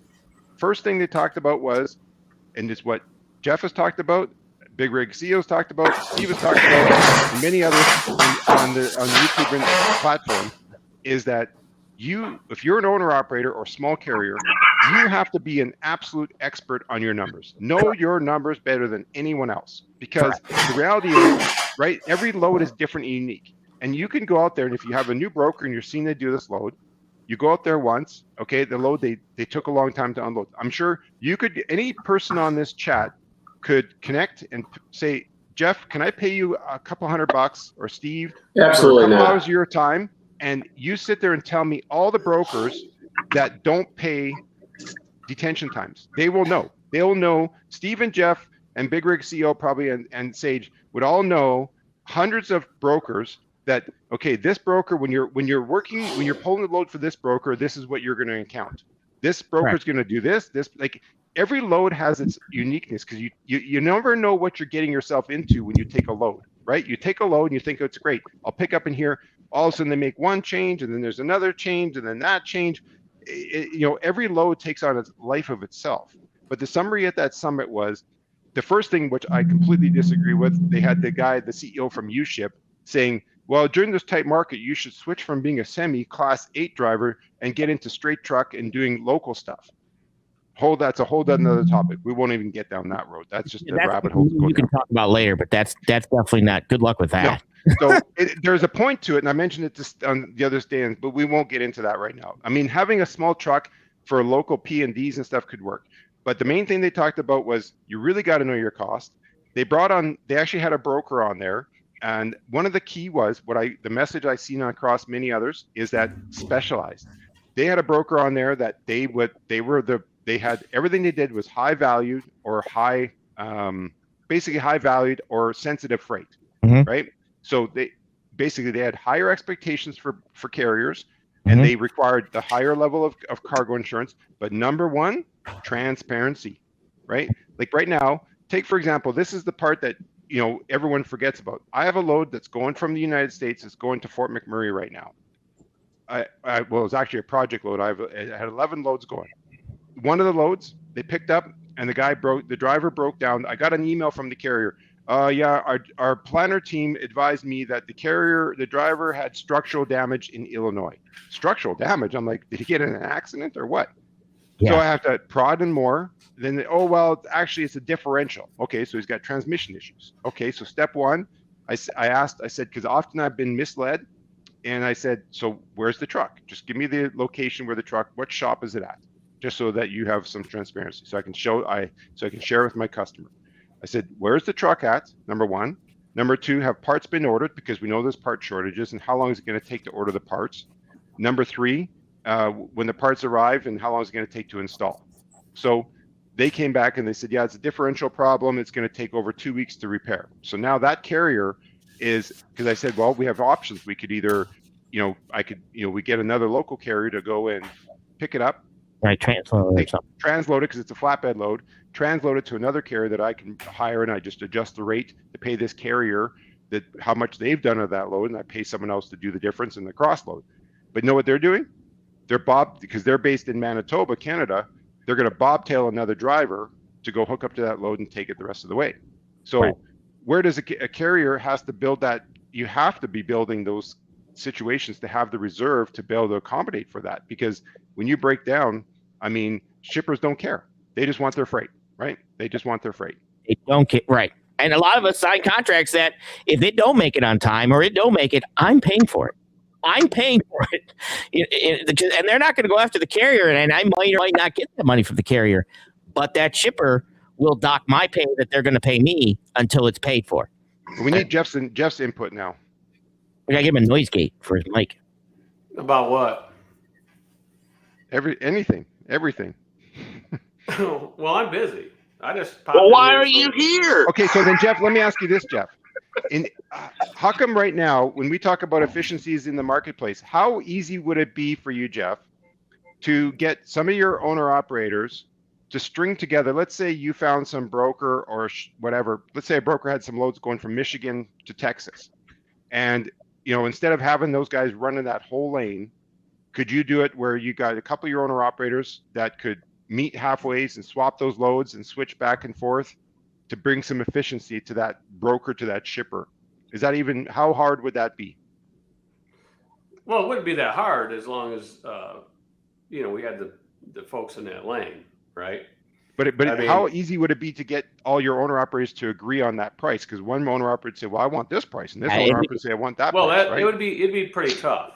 I mean, it'd be pretty tough because everybody has their own numbers, right? Right. But if it was a good enough rate, then it wouldn't be. Well, or if it was, look, I think if it was consistent enough, right? If it was a one-time trick thing, then no. But if you could do that consistently and offer consistency to the driver, I think a lot of owner operators will offset their costs for consistency. Well, here's the issue I have, because the owner would have to value consistency. That's the thing. There's a lot of owners that don't know the value of consistency. I've actually had that where I've been able. I've had to do that. So my first question is, do you have company drivers or do you have lease drivers? Because if you have company drivers, because I've actually had to do that, right? I mean, hey, I can give you this. How many company drivers do you have? Well, we 20 company drivers. Okay. See, for me, I know that a lease driver is a lease driver because he wants to do his own thing, right? That's why he's a lease driver. So a company driver, the company can force to do those. A lease driver, you can't. So if I'm going to enter a contract with you, my first question as a broker is, how many company drivers do you have to be able to fill this void of accomplishing this? And but it's harder to do it with a lease business model. And as a broker, I need to know that. But I think that's where, like, an owner operator, for example, I'll say, I know I haven't shared it, but there's a program I've used for years. It's ProMiles, but ProMiles Kingpin versions, the desktop version of ProMiles. I use that program. Right. So Jeff, you know that one of the benefits, and as I purchased that program, it's about $800 to $1,000 to buy, but the benefit from a broker, like, it's really designed for carriers, because the beauty is, if you have multiple dispatchers and you have company trucks, the owner can set standards in certain lanes for the rates. Because when you put the loads in there, you can actually run, you can run multiple stops, and you can add stop charges in there. You can, if you're looking at deciding lanes, you can put multiple things in there. But the point, what it does is, I can, as a broker, if I know a certain lane pays a certain amount, and then say that shipper adds extra distance or the pickup location changes, if I know that the rate per mile is $275, well, I can save that rate, and then when I put the origin, I just choose the rate that I've set for that lane, and then it will calculate I can put whether if the carrier calls me and says, okay, my truck is here, as a broker, if I said, okay, I'll pay you X, $1 a mile for your deadhead, and then I'll pay you on your loaded, and there's extra picks and extra drops, I can put all that in there, and it will help me come up with a better, because it will actually take, every morning you log into ProMiles, Kingpin, it updates the fuel. So I can look, when I put it in, it will show me the current fuel, and it will actually show you because you can set your trucks to show what the size of your truck is, your axle spacings, your weights, and then you can put your fuel, how much you get. You can actually literally take your truck. Brokers would have to take an average, but you can put your specific truck in there, what you're getting your fuel consumption for. And then the other thing it does, what I like from a broker standpoint, to Steve's issue was, when I get the load, now if it's a team and the customer says, okay, Rob, I want a team for this, when can they deliver? Well, in that ProMiles, if I've run that lane, they have a trip plan. So it will actually show the routing, and there's a button where you can click single driver or team. When you put the team, it will actually give everything from the time that they load. And if you put in say that shipper takes 3 hours, well, you can put that in there. It needs 3 hours for load. You can put those in there, 3 hours for loading. It will then take their departure time. So if they arrive at 10 o'clock in the morning to load, it will count for the 3 hours loading. It will show them, okay, after this time, they're going to have to do a fuel stop. It will show them their rest breaks and all that stuff. That it gives you somewhat of based on a legal logbook, what's realistic for the driver to arrive. So that little tool, and then also I can see all the fuel stops along the way, where they are, what the prices are at each of them. So it's a pretty handy tool. So if an owner operator is really wanting to find a tool to help them look at their lanes, ProMiles Kingpin might be something to consider. Right, and that's logistically disturbed. You guys said, do brokers take into account to project cost of new equipment, fuel? No, I don't take it the way you're thinking of it because I don't know if you have new equipment or not, right? So that I can't base my quote on somebody driving a brand new W9. I have to base my quote on, now, if fuel's in there, but variables in equipment and what year truck you're running compared to this and stuff like that. A lot of times quotes are going to be based on, one, the price of fuel, two, what the going market to get a truck in there. Obviously, we can't pay $1 a mile. I'm not stupid, but I can't factor in a 2009 truck compared to a 2022 truck, right? That type of stuff is a hard fluctuation. Right, Sage, because it's not your problem what kind of truck they got. Right. Yeah, it's accountability, right? So Right. it's not the broker's responsibility if I bought a W9 or if I've got a paid off Columbia from 2003. That's your job as a driver. Yeah, that's mine. So that's the short answer. How you doing, Jeff? You've been in here like 10 minutes, haven't said a word. Well, I'm doing a lot of work here, Steve, as you can see. I just jumped in because you say I never join your live feed. Well, I'm joined. I'm not participating very much, but it's payroll. So I just took a bunch of money from you, and I'm going to spread it along the lines here. You know what I mean? Cool. But I was going to, Jeff and Steven, to answer that logistically disturbed question. Now, where a broker should consider, they can't consider the true cost to purchase because everyone's got different lease plans and their financial things. But if you, as a broker, are servicing a shipper where their standard is like, say, those loads where it says must be newer than 2015 trailer. Correct. Okay. So what I would be doing, my recommendation would be, is whether you're a carrier working directly with the shipper or you're a broker, you should at least, if you know that you've done 50 loads with this carrier, you should at least be able to go back to your customers and saying, generally, what's your overall cost of operation to those carriers? If they say, well, I'm running at $1.65, is my, last quarter was $1.65 or $1.85, whatever it is, because then you can account that as part of your rate calculation, right? With the tip, because if you're saying it's $1.65, the carrier's going to want to make plus fuel plus a percentage. So if you put 15-20% on that, then you're figuring your stuff out. It should help you, and then you account for time.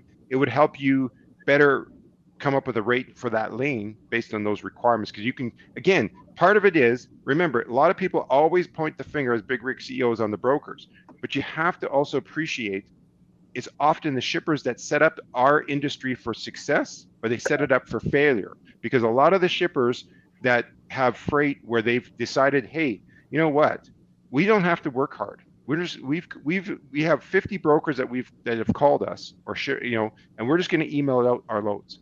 Correct. So it's a race to the bottom for those shippers. They don't care about the education, saying, well, we have to pay the trucker more for this. And guess what? They have 50 brokers bidding on their freight. And if I bid 4,000 on it, like just yesterday, this exact shipper I'm thinking of, there was a shipment going from Alberta to Ontario. I bid 4,100, and they said, oh, we just moved it. I said, was my rate close? Yeah, you were pretty close. We moved it for 31.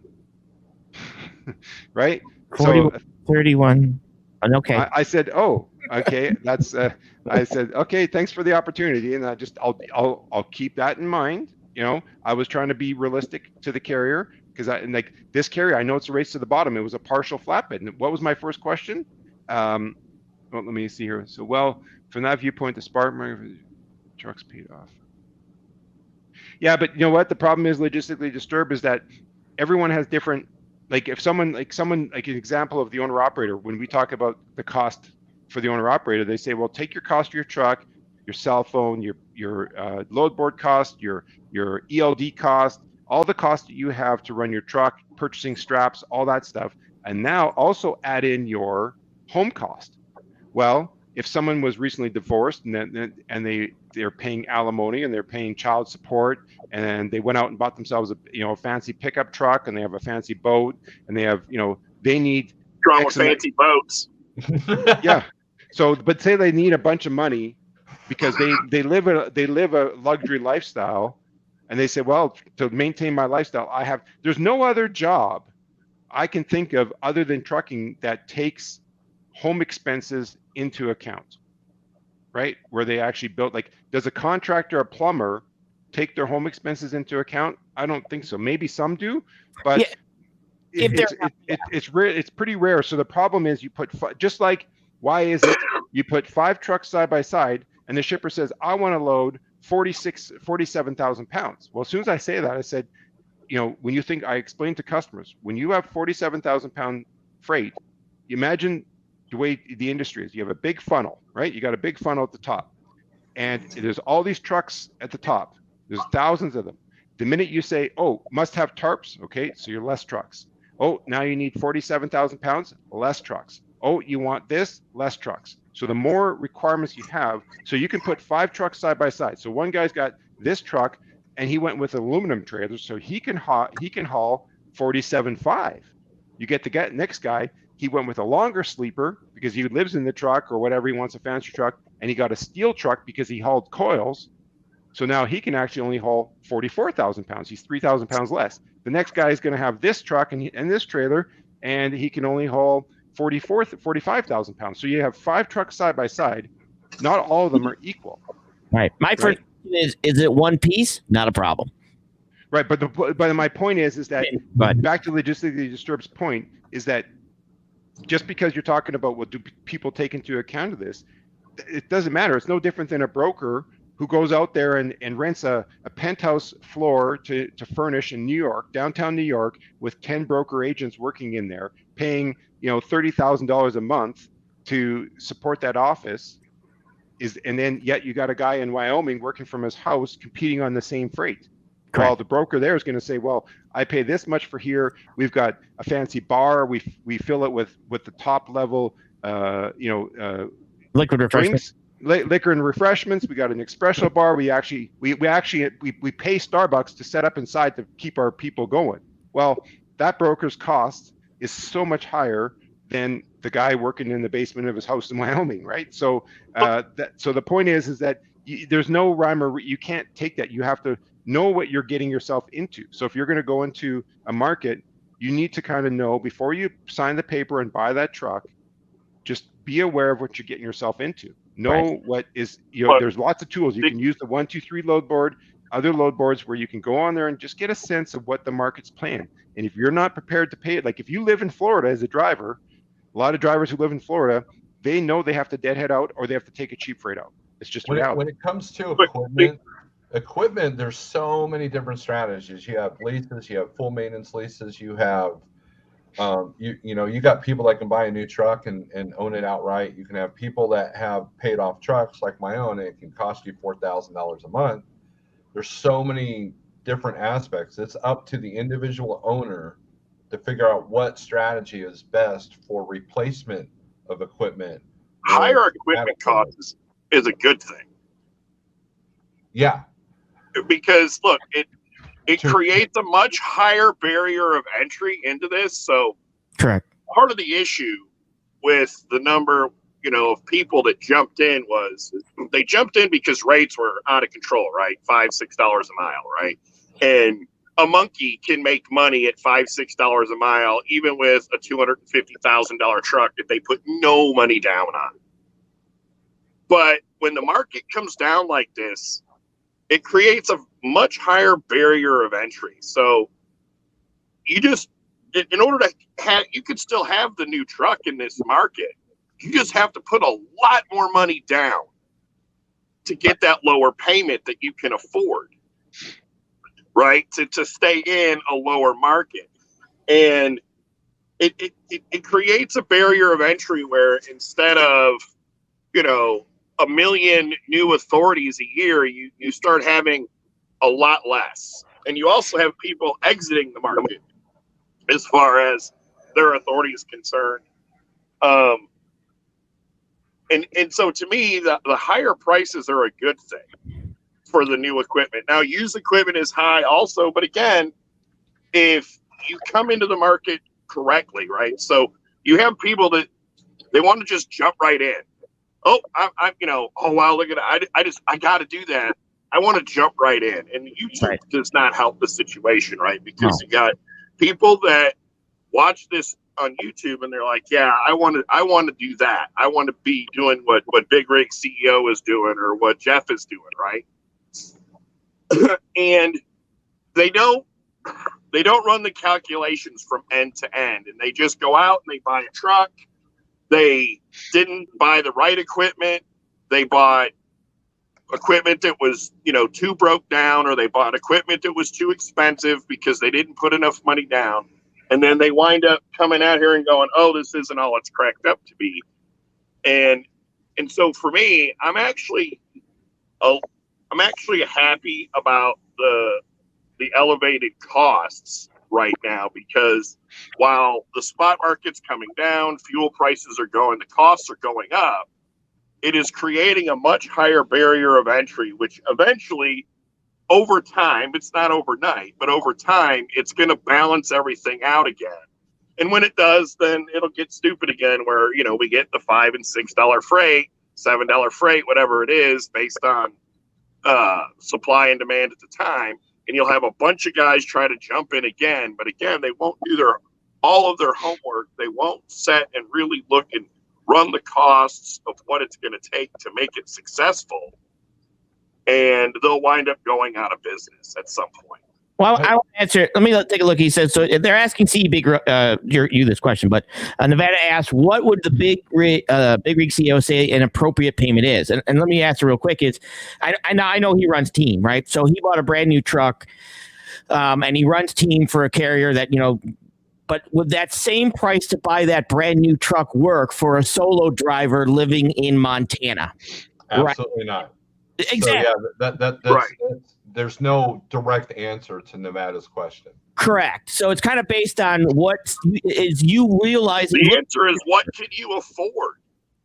Correct. Based on where you live and everything, all these other next to truck. What can your market sustain? Correct. Like what Sage is putting together. Like I said, if you lived in Montana hauling dry van freight as a solo, that's going to be a struggle. But whereas if you're doing oversized, correct, or a team or a dedicated carrier freight, you're going to handle that payment a lot more. That's why these guys at Schneider are able to handle the Schneider finance payments, because Schneider's freight is built to be able to handle those payments. Whereas as soon as a Schneider finance guy gets in the spot market, they find out it's a whole different ballgame of why it's more. And I do want to say too that and Sandman's finding this out, and Big Rig might have found this out, and as you understand, that van freight is normally your first level of trucking, right? And as you move up into, let's say, step deck or flatbed or doubles or triples or reefer, and you start to go into higher levels, you like it or not, the brokers become smarter. You get treated better. You know what I mean? Because like I said, and Sandman's finding this out. He just went from van to step deck, and he's called me and said, this is like a whole nother world. I mean, bro, this is legitimately, I cannot believe the difference in the standard of the freight broker who can handle step deck freight and oversized freight compared to just somebody that does nothing but van. Right. Understand that now the people that you're dealing with is also based on the level of freight that you're hauling too, and that's just the truth of it. Shippers will weed out those. The shippers will weed out those brokers that don't understand the flatbed freight thing. Big Rig CEO. Steve, Shannon had a question about how to help. Well, CDN. I'm upset with you two guys at the top. Well, why? Not you two guys, but the profession of brokering. Okay. Oh. Yeah, so just like now dealing with this broker, right? They sent us the rate con yesterday, and they use this technology where they want you to, click on the link to sign the rate con. Well, yep. Why do they put it to expire like within minutes? Mine doesn't. Link. We have a link. Why don't they have it at 1 hour or 2 hours or whatever they want, right? But these guys set it on a time. So if you don't get the email in time, it's already expired. So I clicked on it 4 times yesterday. So then I just sent her a copy signed, right? I just signed it and sent it back to her email.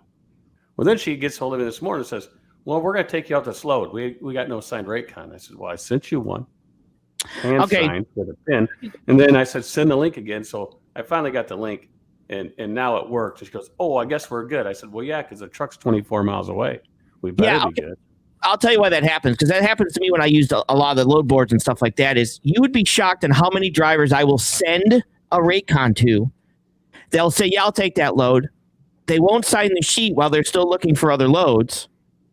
And then I'll be like, hey, you gonna send this back to me? Are you doing this load? What's going on? They'll be like, oh yeah, I forgot to tell you, we took another load.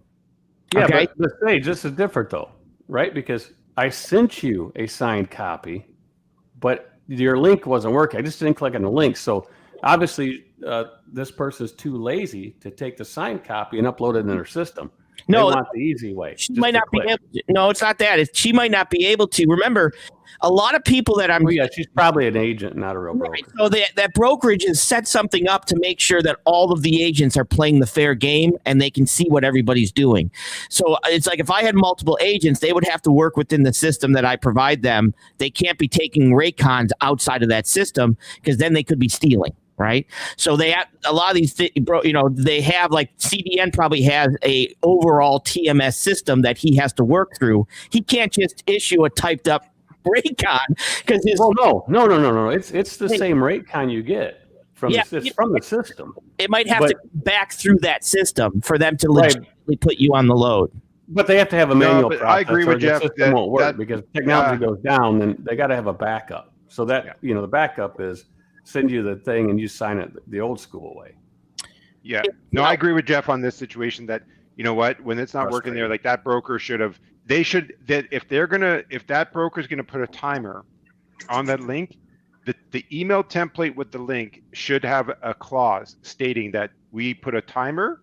Should you not accept within the allotted time, we are making the assumption that you're not accepting the load and we will book this with another provider. Because if they don't put the clause in there, then what about goes back to the old school pre-technology, your word is your word. Right. Well, I get this all the time with 3PLs. There's a timer. For me to quote the load, there's a timer. I have 1 hour. If I go past the time, I'm out. I can't just send an email and say, hey, here's my quote. It had to go through that system. Yeah, but that's kind of different, though, because it's a raycon, for one, and the link wasn't working. Because we tried it 4 times. So I took the raycon she sent because they send a raycon. This system sends a raycon to you, but you got to click the link for acceptance. Yeah. Right.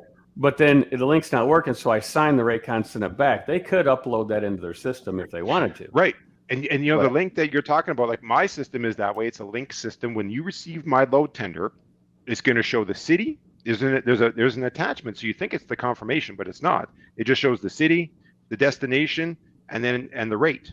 And well, then this raycon shows everything. Okay, mine is once you click accept, the button there's to click accept, then you get everything. But it does say in our initial one, the initial load tender, that this only works if you're using Chrome or Firefox. If you're using Internet Explorer, Safari, it's not going to work. So the carriers, I asked them beforehand what browser they use. Do you have access to Chrome or Firefox? And if they say, yep, I said, okay, just click the link here. If it doesn't work, call me back. Because sometimes on their phone it doesn't. So I have a way I can manually apply it to them so that they don't have to do the link.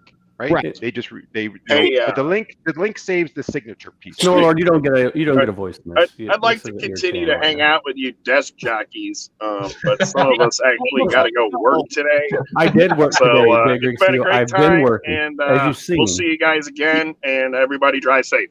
Wait, James, don't hang up yet, James. Don't hang up yet. Before question, Steve, go back to Shannon's comment that she had about what can we do to help stand out with brokers, right? To build better relationships. That's way back there. Well, yeah, she had kind of put it to me, but she had a question. Shannon's sporting a new hat, CDN. Is she? She's got the infamous hat. Yeah, she got the infamous hat, the last one. Oh, so did you there should be a number on the inside. Yes. So Shannon, to help, I guess, is because often, a lot of brokers are always fearful that a carrier is going to go behind their back. Let's say a carrier, let's say there's a load that you normally haul. Steve could have done this. Let's say there's a load that he's normally picked up at this shipper. All of a sudden, he booked it with a different broker, and this broker wasn't as good. He can go back to the previous broker, give all the insight. Hey, I booked 25 times with you. I see that this company's got it. They're paying this. They have all this other stuff. Here's what you just need to do. I was there, and if you go back to the shipper, I'm sure you're going to get this freight if you do this, right? So there's always that issue. So one, if you're not, if you want to build that relationship with the broker, one is obviously being on time, transparency, what you're doing as far as tracking goes. But if you call the broker back and saying, hey, when I was at the shipper, I noticed this, like, hey, I see that they're actually having other brokers because someone came in and said, I'm picking up for whatever brokerage, right? You heard it was a different name than yours. You can share them saying, oh, it looks like this place has lots of brokers. Or let's say you found a tip like, hey, when I went there, their bill of lading system is not very good. Like it doesn't barely show out. Could you talk to them about this or what we can do? Like basically, it is harder when you're only one single truck. So if you're one single truck and you're staying in a tight zone, and you can go to that broker saying, hey, I did that load, everything was great. Or let's say loading time was 3 hours, saying, you know what, I'm not charging you that third hour, but how about this? Next time, if you could throw $50 into the extra rate, I'll be here I'll give you 3 hours. I won't bug you. If it goes beyond 3 hours, now you got to start paying me. But I've done this load for you 3 times. It's always taken 2.5 hours, 3 hours to load. So why don't we just accommodate for that? You don't have to bug your shipper for the driver weight charges. And then you're going there with the mindset, like I always prepare the drivers. Hey, this is going to be a longer loading place. Make sure he's got food. Make sure he's got this so that they don't, they go in there with the mindset that they're ready for it. They're prepared to be there for a while. It's going to take a while, right? So basically letting them know, like if you're staying in a tighter zone, that you can say, hey, I can be there. Like I've got carriers, like I said, 90% of the freight is not moving off the load board. I've got certain carriers that are just like Shannon, where they're one operator, but he runs a certain lane. And so whenever I have freight in that lane, I call him first. I text him, hey, Phil, do you have your truck in this area? Are you gonna be available? And he'll something say, actually, no, because I'm taking loads here. I won't be back until this day. Okay, didn't work this time. But next time, I'm always going back to him to check because he knows I will call him, right? Because he can do the job that I'm looking for. So just showing the broker willingness to build that relationship, being on time, and not only that, ask Jeff, how many years has Jeff been in trucking? And many of you guys, if you've been around for a bit, buggy. we still haven't solved, we still struggle to this day with signed PODs. Before the horse and buggy. Yeah, but we still struggle to this day with clear signed PODs. Why? We know that there should be 4. If you're doing a dedicated truckload where the freight's not being transferred, you're the only driver on the load, there should be 4 signatures on the shipment. When you arrive at the shipper and you check and you give the reference number, there should be a signature that the shipper's loaded your truck. So they sign that your truck is loaded, you pull forward, you put the seal on it, you sign that the said goods are on my truck now. So that's shipper signature 1 and 2. When you get to the consignee opens the door, they unload it. If there's no problems, they sign it as saying, we've received said goods. Driver sees that the shipper didn't use their forklift and damage the trailer, didn't wreck a wall panel, didn't damage the rub rail. Signature number 4 is the driver signing that says, said goods have been emptied. So there's 4 signatures. Now, as a driver, the tip of the day is, look at the signatures before you leave. If they're scribbles, all you have to do is take the tip from FedEx, who does thousands and thousands of package across North America on a daily basis. And what do they do? When you scribble your signature, they say, what's your first name? Rob? Thanks. Write his name on the top above that signature so you can see when it's scribbled. If it's Rob, just put Rob. Jeff beside it, so that when you see the scribbles, and make sure as a driver, unless it's the situation of, if it's the situation where you just show up, you have to pull out of the dock, go to the office, and they hand you paperwork. A little bit harder, but you can still say, look, before you leave, take a look at the paperwork, and from there, if you don't see the signature in the right spot, like they sign somewhere else on the box other than the shipper box, just if you have the chance, when you have the paperwork, point your pen, put an X, ask the person there, oh, can you please sign in this box where it says consignee right here, because they scribbled at the top, but yet there's a box that says consignee. Like, we need to get over that. That's build habits. One thing I can say is, as a broker, if you're in the brokering world, or you're a small carrier or a single operator, start small with number 1, as we talked about this morning, get to know your numbers and know what your rates are in your area where you live. Number 2, build small habits and build on them. You know what, CDN? I'm going to argue with you on something. Sure. Uh-oh, look out. There's been so many times I'll deliver a Dollar General with a capstone, and I will ask for a physical, like, okay, who signed this? I don't know. And then I'll go, well, what's your name? Why? Why do you need my name? I'm like, no one wants to take responsibility. Like, I don't know if capstone's full of a bunch of secret people or what, but sometimes it's like pulling teeth getting like a legit, because that's what and you might not get one. So what does that mean? Is that a John Miller? Or but that's where we bring transparency. That's where, if you want to bring, like to Shannon's point and to any other owner operator, if you're in that situation where you felt you put every effort without, I mean, when if you're at a shipper or a consignee, you don't want to be, it's the broker. If you book the load through the broker, it's the broker has that relationship with the customer. So it's not your job to stir the pot. If you have a problem with the shippers doing, like if they either the way that they spoke to you, that you felt like they spoke down to you, or they yelled at you, or any of that matter, instead of you yelling back at them, you bring all those issues to the broker, because that's the broker's responsibility to hold them accountable. And then that broker, because if you're the owner operator and you also have a carrier that you're signed on to, you can talk to the broker about it. And if you felt that it wasn't, like, the broker should be either following up with it, saying, and that's where you hold them accountable, like, hey, we're not going back to this place unless we get some better resolution. Like, we'd like to do this with you. But the point is, if you're standing there like Steve is, as soon as you leave and you're like, yeah, these guys didn't do it. As soon as you get in the truck, before you drive, so it's safe, you're not driving and talking and so forth, I'd be phoning that broker or phoning my dispatch saying, hey, I'm here. I spoke to this guy in the warehouse. I spoke to them. They signed it, but it's a scribble. I can't make out the name. I asked them who's the name of the person that signed this, so I can at least just write their name on top so we know. And they wouldn't give it to me.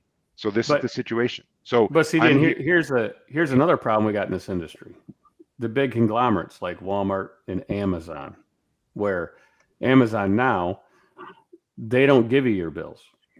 They say, well, we will, you can log into our system and get them 24 hours or 48 hours later, but then their system doesn't work. You can't log in, you can't get them. See, I've never had that. I mean, for me, and real quick, just for me, a couple things too is the first thing you want to do, Shannon, is also make sure that the person you're talking to, that it's their normal lane they handle. You might be having this conversation. I've seen this, and that's not. They're just covering this load. So it's, hey, is this your normal customer? Is this one you normally handle? That way, you can build a relationship with the right person for that freight. The second, right, but Amazon changed, Sage.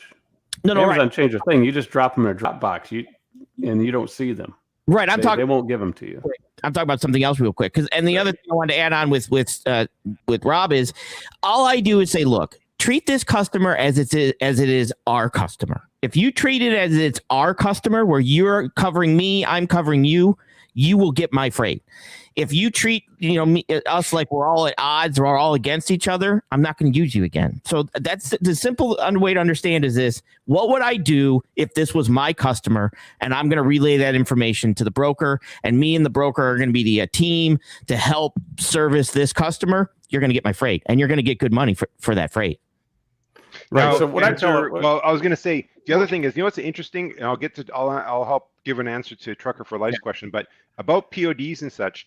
What's interesting? When I joined the brokerage I'm at, one of the things they found out, they did a survey. It's changed over the years, but several years ago they had done a survey. They were, because we're waiting on loads, waiting for signed PODs, and then they started doing a survey with customers, and they found out that 50% of them didn't need the POD to submit the invoice.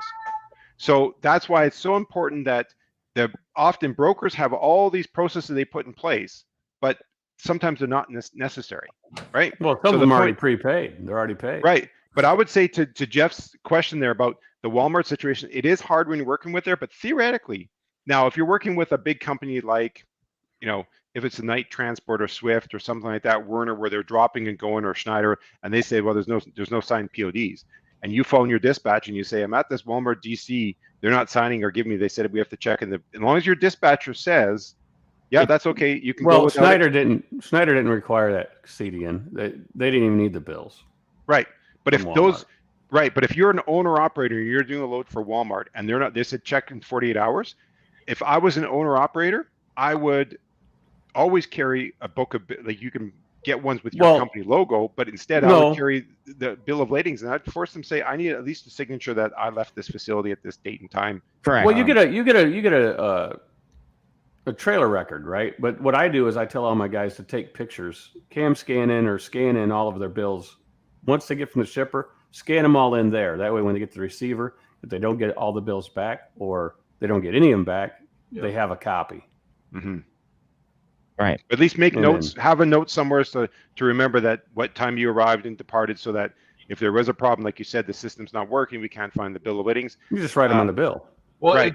It's hard to pinpoint on the customer too. Like Walmart, for example, some Walmarts will email you the bills. So by the time you get an email, you don't know if it's a signature. But Walmart remedies that by giving you a receipt of delivery. Same thing with Costco. Costco, you talk to a person at the gate, and that's it. They give you a sticker, and that counts.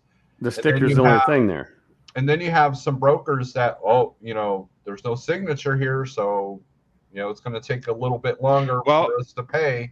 So sometimes there's like so many different things going on. So maybe what I would do then is, in those cases, is how sometimes brokers won't reveal, like when you're talking to them about a rate, they don't tell you where it's coming and going. So you discuss the rate, they say it's this freight, but they still don't tell you nothing. Once you get the load, once you get that load confirmation, look at where it's going to and from. If you're like, okay, this is a big mega company, you can go back to the broker saying, hey, what's your expectations for PODs on this load going to this shipper that's generally in the past has not provided PODs? So what's your expectations? So if the broker comes back, oh yeah, don't worry about it, right? Because if you didn't ask, you don't know.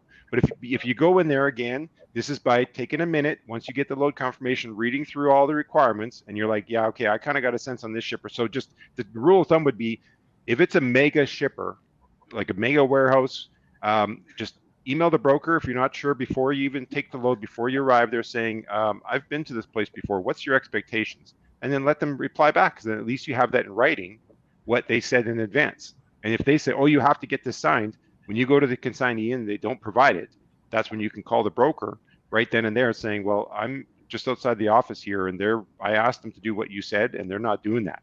I spoke to so-and-so. Or if they say, well, if they won't give you, like you said, why do you want my name?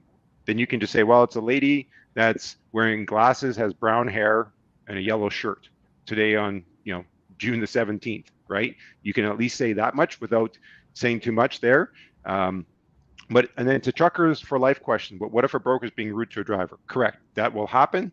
And at that point, if you get a rude broker, well, the question would be, is if they're the broker like Sage, where it's him.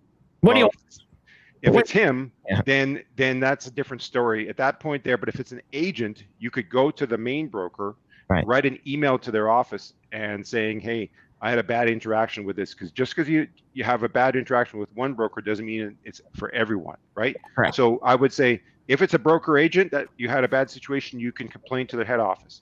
The next thing you can do is, we're having a TMS in there, so you can track that, so you can remind yourself about this. And if you find that this is kind of a routine with this person, you could go to DAT and give them a 1-star. They don't like that. You can go on to Internet Truck Stop, and they have a great system for reporting brokers, because they kind of police it, where you submit a complaint, the complaint gets submitted to the broker, the broker. The broker has 7 days to rebuttal that. And if they don't rebuttal in 7 days, then it gets posted so other people will see it. Yeah, I mean, when I'm booking a load, if they're rude right off the beginning, the conversation's over. Don't take the load. Yeah, and now in Trucker for Life situation, it's a little bit trickier, because if you're dealing with Landstar, a Landstar agent can blacklist your truck number. Okay, with Landstar, since I was a Landstar agent, call customer. You can call customer service, and you can bring it to customer service. To be honest, customer service has been always on the side of the drivers compared to the agents. They know where they make their. Oh yeah, they are. I disagree. Disagree. I disagree. 100% disagree. Because I had an agent lie to me when I was over there, and I got charged, and they sided with the agent, and I even had the proof, because they were $1 million agent. Oh, okay. Then if they're $1 million agent, there might be. But I'm going to tell you right now, they were blue in the book. They were blue in the book.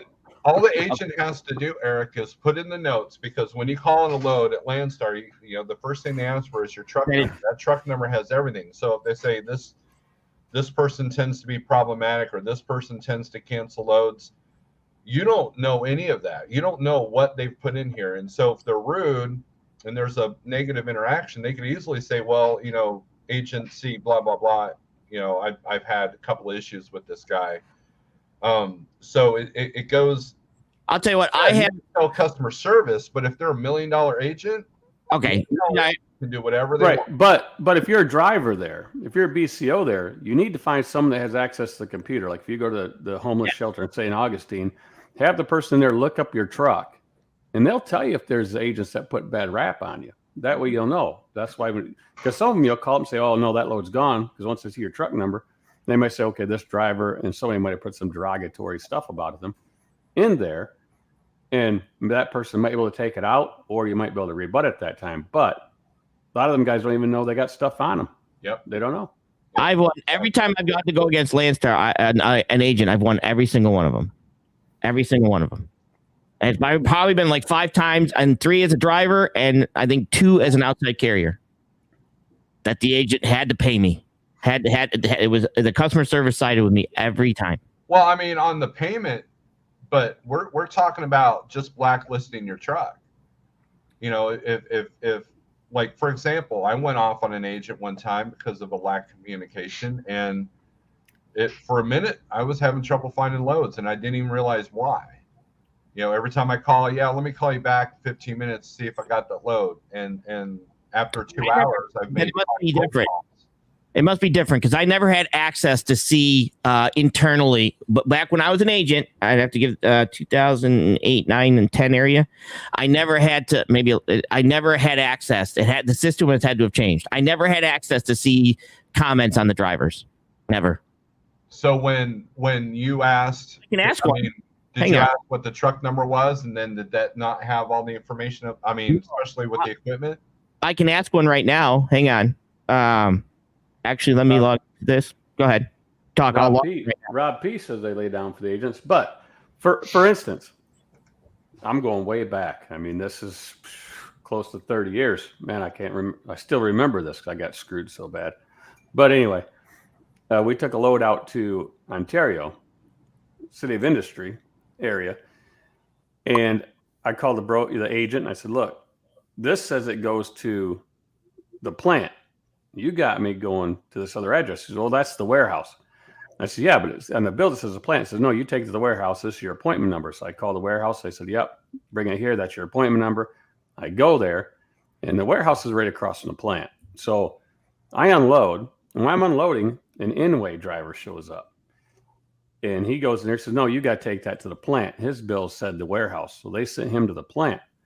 Well, I get unloaded. I get another load. I'm almost into Arizona. I get a call from Landstar. Why'd you deliver this to the wrong place? What do you mean? I went where the broker told me to go, the agent. And the agent was on the phone and says, no, I never told you that. I never told you that. Well, how do I get this appointment number? And why did they unload it? So then it cost me $500 for that warehouse's truck to take it over to the plant. So I think that was an inside job, but who knows? Yeah, and that's, you know, when you got such big operations happening, there's sometimes too many layers, and I mean, you got, you know, it can be the shipper that made the error, and they communicated that to the broker, and now they're going to blame it back on the broker, and so forth. And I think, you know, Shannon's been asking lots of questions, and the summary I can say, if you're a solo operator, just one truck, one trailer, and an MC, you need to, in this day and age, you need to make yourself look bigger than you are, meaning spend a few bucks so you have a domain email address. Don't get away from the at Hotmails, at Gmails, right? When you're doing, like, if you want to have a Gmail for your personal and your maybe, you know, other stuff, but for the actual business, when you're interacting with brokers or shippers and people, have you know, instead of, you know, Shannon at XYZ, you know, Gmail, maybe it's dispatch at something trucking, right? Don't have your first name. You could have your first name. You can say, you know, so-and-so at XYZ trucking, but just have an actual domain name. There's many ways. Yep, go ahead. What I do for my guys is, and Steve will attest to this, I can give them email address at Like Trucking, right? So I can give them, I usually do like their truck number, right? Right. Truck number at, you know, Okay. That's how Landstar does it. Hang on. Okay, he said no, only corporate can see that. So I asked him, hey, question. Do you have access to see bad Landstar drivers? Like in the system, you drivers, can you blacklist Landstar drivers? He says, no, only corporate can see that. well, they must have changed it from when I was there. Well, he's an agent right now. He's my active Landstar agent.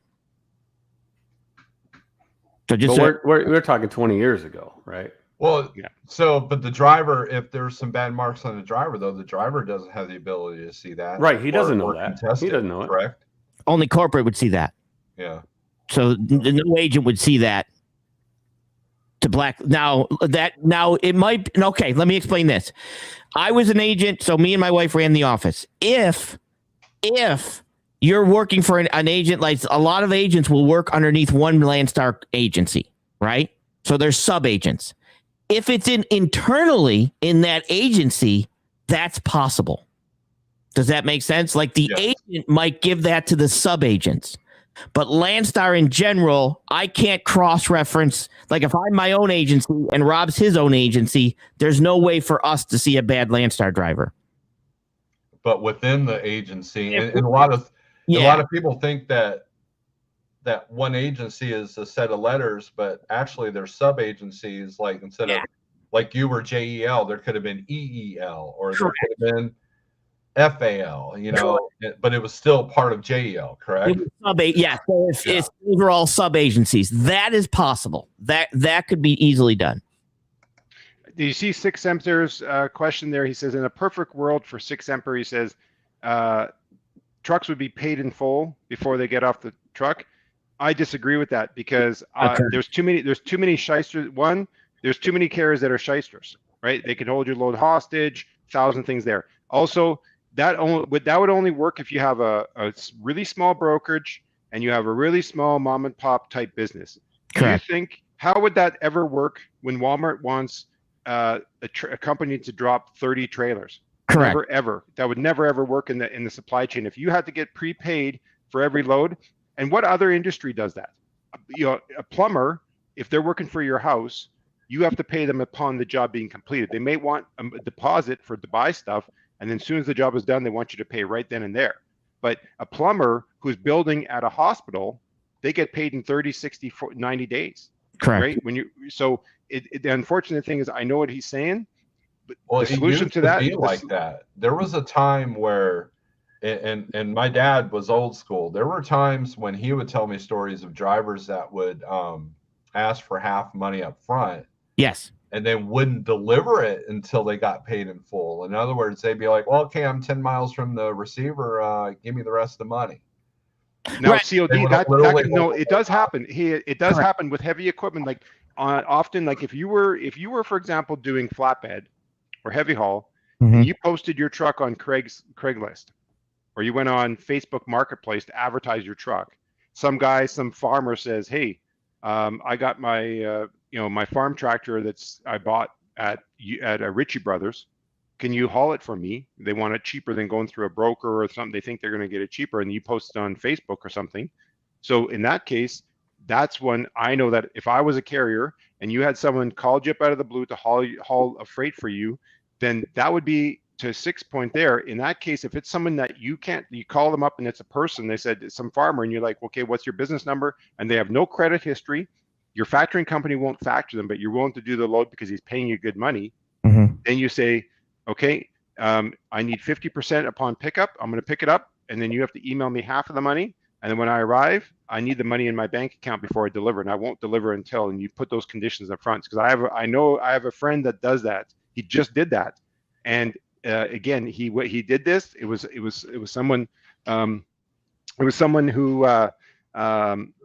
that hired him from basically kind of similar to a Craigslist, and then from there this guy started changing stuff, and he didn't have enough money and all this stuff, and so he had to play games. So he says, I'm not unloading this piece of equipment until you finish paying me, because they said, so to 6 point, yes, there's points where it gets paid off, but that would be unique that you do that. That would be like basically a small person or someone, a one-time person who doesn't move freight on a regular basis, and they called you up out of the blue, and all of a sudden you're doing a load for them because they're willing to pay you gave them a quote and they're like, okay, I'll do it.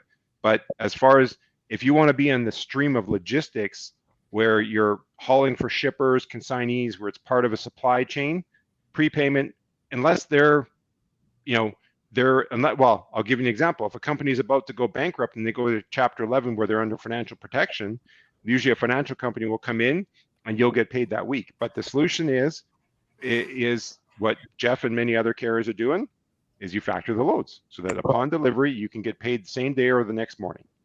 I mean, and understand too that you have up to 9 months to put in a claim per Carmack in the United States. You have, I don't know how that affects you guys, but in the United States, you have up to 9 months to put in a claim. And not a lot of carriers know that. So this is some of the stuff too that, you want to make sure you get your bills of lading, and some customers, if there's a claim, I mean, there's been times where somebody's called me and then not wanting to pay my bill because 15 days later, I'm getting a call saying there's damage. And now I'm going back to the carrier and saying, okay, show me the bill of lading. Did anybody say there was damage? What was this? What was that? Do you have any pictures and all this other stuff? But there's those type of situations where stuff gets damaged and they're like, pay me before I deliver. Uh-oh, hang on. Well, we're going to look at the freight first. You know what I'm saying? You need to look at when those cases there, when there's damage stages, that you do have to look at the bill of lading that's used.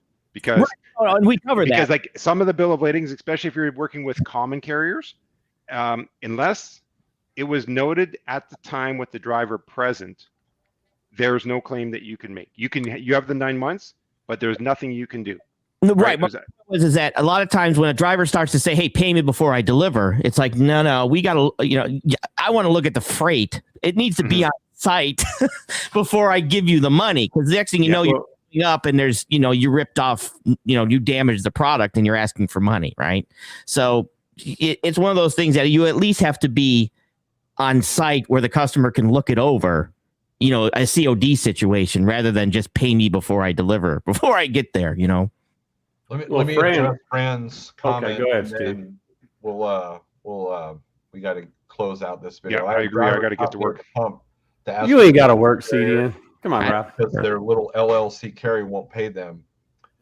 You have to be really careful right now, because if you're struggling, that means other people are struggling, other carriers are struggling. If you're struggling to meet your costs, that means other people are. And shippers. And shippers too. So just be really aware that you don't put, I know people that quit one job and then they put themselves in even a worse position. We've dealt with that personally. So I just had a couple of my shippers. One shipper I have has gone from paying in like 35 days to now up to now they're still paying, but they've gone into like 60, 62 days. Right. And I just had to turn down a project of $50,000 because I ran them and they're like, they don't have any credit. And then they say, okay, well, can you run under this company? And I ran under that company and that company didn't have any other credit. And he was pissed. And I'm like, I don't know. I don't know what to tell you. It's a $50,000 project. I can't, I don't know what to tell you.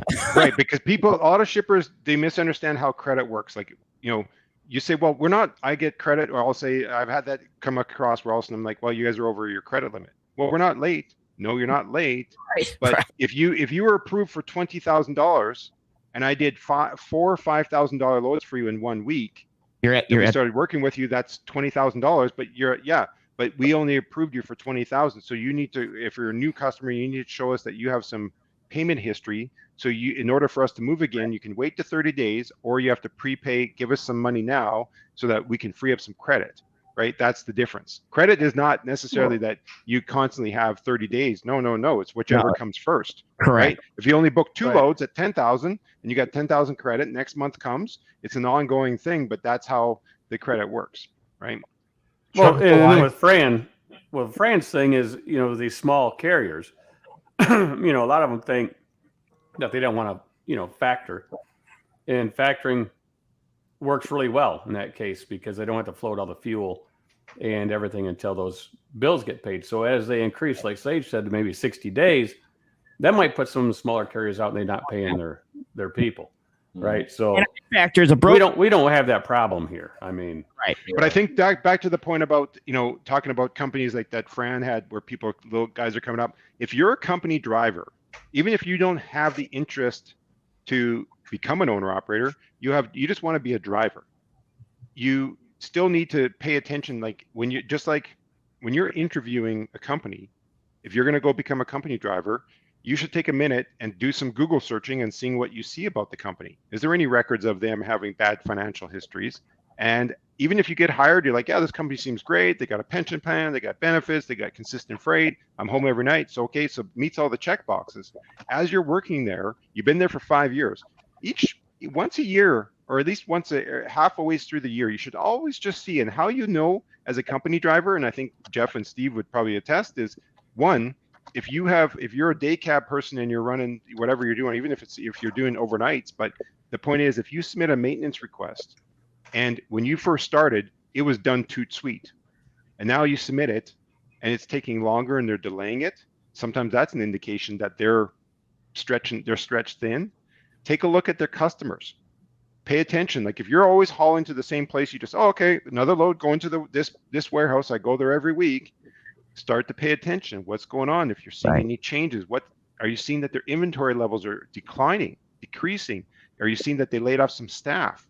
Pay attention to all these little tips and tools, because what if they have a main customer is this warehouse you go to every week, and you're starting to see like, there's every week the docks are always full, and all of a sudden this week there's hardly any trucks there, and I'm seeing that there's less staff. What if that warehouse is about to go out of business, and that's your company's main business? Well, they're going to be impacted. How much credit do they have with them? Are they running $120,000 credit per month with them for the freight, or so you got to, because when that business shuts down, all of a sudden your company is now behind the 8 ball. So you have to constantly paying attention to what's going on around you within your company. Are there changes happening? If people are leaving, why are they leaving? Right. Is it bad management? Right now, a big part of companies, and the thing is retention. How do you keep people? Right? It's not, hiring is just as hard, but retention. So, but as a driver, and then the other thing is, if you're a company person, becoming a CDL driver, my recommendation is, if you're working for Coca-Cola or Pepsi, different story, but they've always going around but if you're working for a company that you're a company driver and you do, like, where twice a week you're doing overnights, before you enter that job, I suggest you should have enough money in your bank account as an emergency fund that either allows you to have a couple nights hotel and a car rental, or a flight, or a bus ticket home, so that if you get the call, we're out of business, which we've had before, you can get yourself home. You can park the truck, leave it, whatever you're going to do, if there's no more fuel, and that you can, you have your own, you're looking after yourself to protect Or yourself. at least I've always told everybody, ever since the Arrow incident, 10 years ago, always have money aside or a credit card ready for fuel to get your truck home. Right. If you shut your fuel card off. Too, I have a factoring company. I as a broker, but I do that because I have monstrous credit with like a couple other factoring companies. But I want to pay quick because I could run mine up to the point that I'm up against the wall. So I try to pay quick to free up my credit so I can keep moving my freight.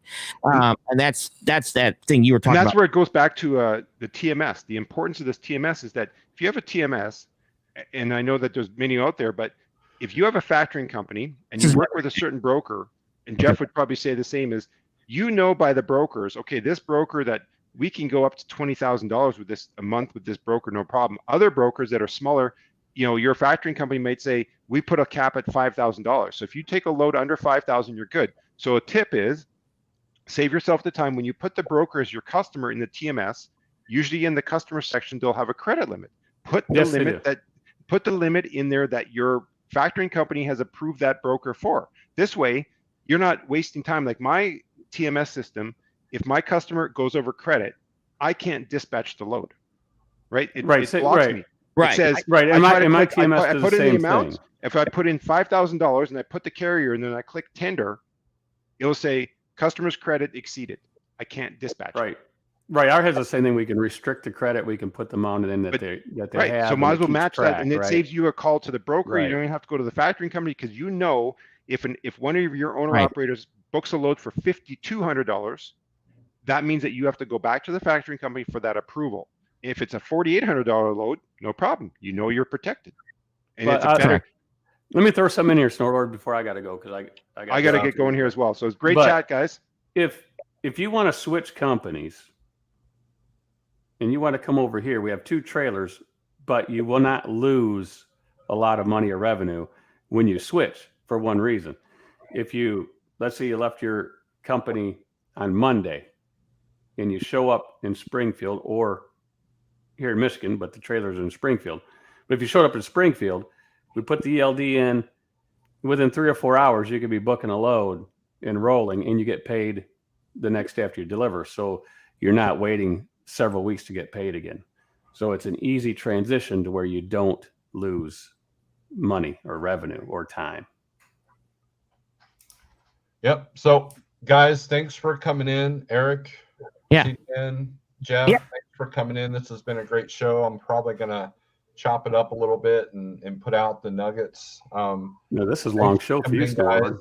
You Yeah. were able to give me a bathroom break, and deal with the cats and getting my coffee. But no, this has been great. And this is the kind of stuff that's going to make our industry better, one driver and one broker at a time. So with that being said, I'm going to kick you all out. Real quick, too, just subscribe to my channel because I'll go ahead and grab my shipper and I'll have her come on so we can actually ask questions directly to one of my to a shipper. Okay, for all you healthy eaters that think Subway is healthy, if you need an email, I can forward this to you. Buy 2 foot-long subs and get 1 free. I just got the email. You got anybody that wants Subway here? Yeah, Send that. Cut those in, Jeff. If you cut that up into 3 each, that's 6 meals. Send that to me. I do Subway. I do Subway all the time. Yeah, I got this right here. Buy 2. What, you want this? You want this here? Text that to me. Okay, Yes. Steven, guys, have a great day. Later. All right. What's your email? Sage@sagenews.org. Sagenews.org. Sage News. Don't worry, Donnie. It won't be private. So This was good payment. Good payment for this service. Free Subway. Okay. Yeah, check it out. He's going to get some extra subs. But isn't that yourself, right, Steve? If someone wanted to come over here from Landstar and these other companies that they're already booking loads like through agents or brokers, it's an easy transition. Yeah, and it's quick, and they don't lose any money because they could actually have 1 or 2 checks before they get their final check from wherever they left from. Yep. So, all right, Jeff. Well, I'm gonna accomplish a few things, and I'm sure you've got some work to do. So, I've been working. Didn't you see that? I've done payroll. I've done all kinds of stuff. look at Truck for Life. I'm gonna come over soon. No, we're ready. We're ready. So, if someone applies, here's how it works. Someone applies. I run their stuff real quick. I just say yes. You're okay, and then we'd send you for a drug screen, and if that comes back good, it's as fast as you want to come over. That's how it works. Yep. And we got teenagers. We got teenagers going to town in there. Yeah. All right, man. I will talk to you later, Jeff. Love these teenage years, bro. Yep, been there, done that. You want a couple? No. You want to babysit some for the summer? Well, that depends. Can I put them to work? Yes, you can. Yeah, you can. Good luck, but you can. Right on. All right, Jeff. I'm kicking you out. All right, guys. Thanks for watching. I appreciate it. Hit the thumbs up on the way out. Thanks for everyone. And I'm going to leave you with this.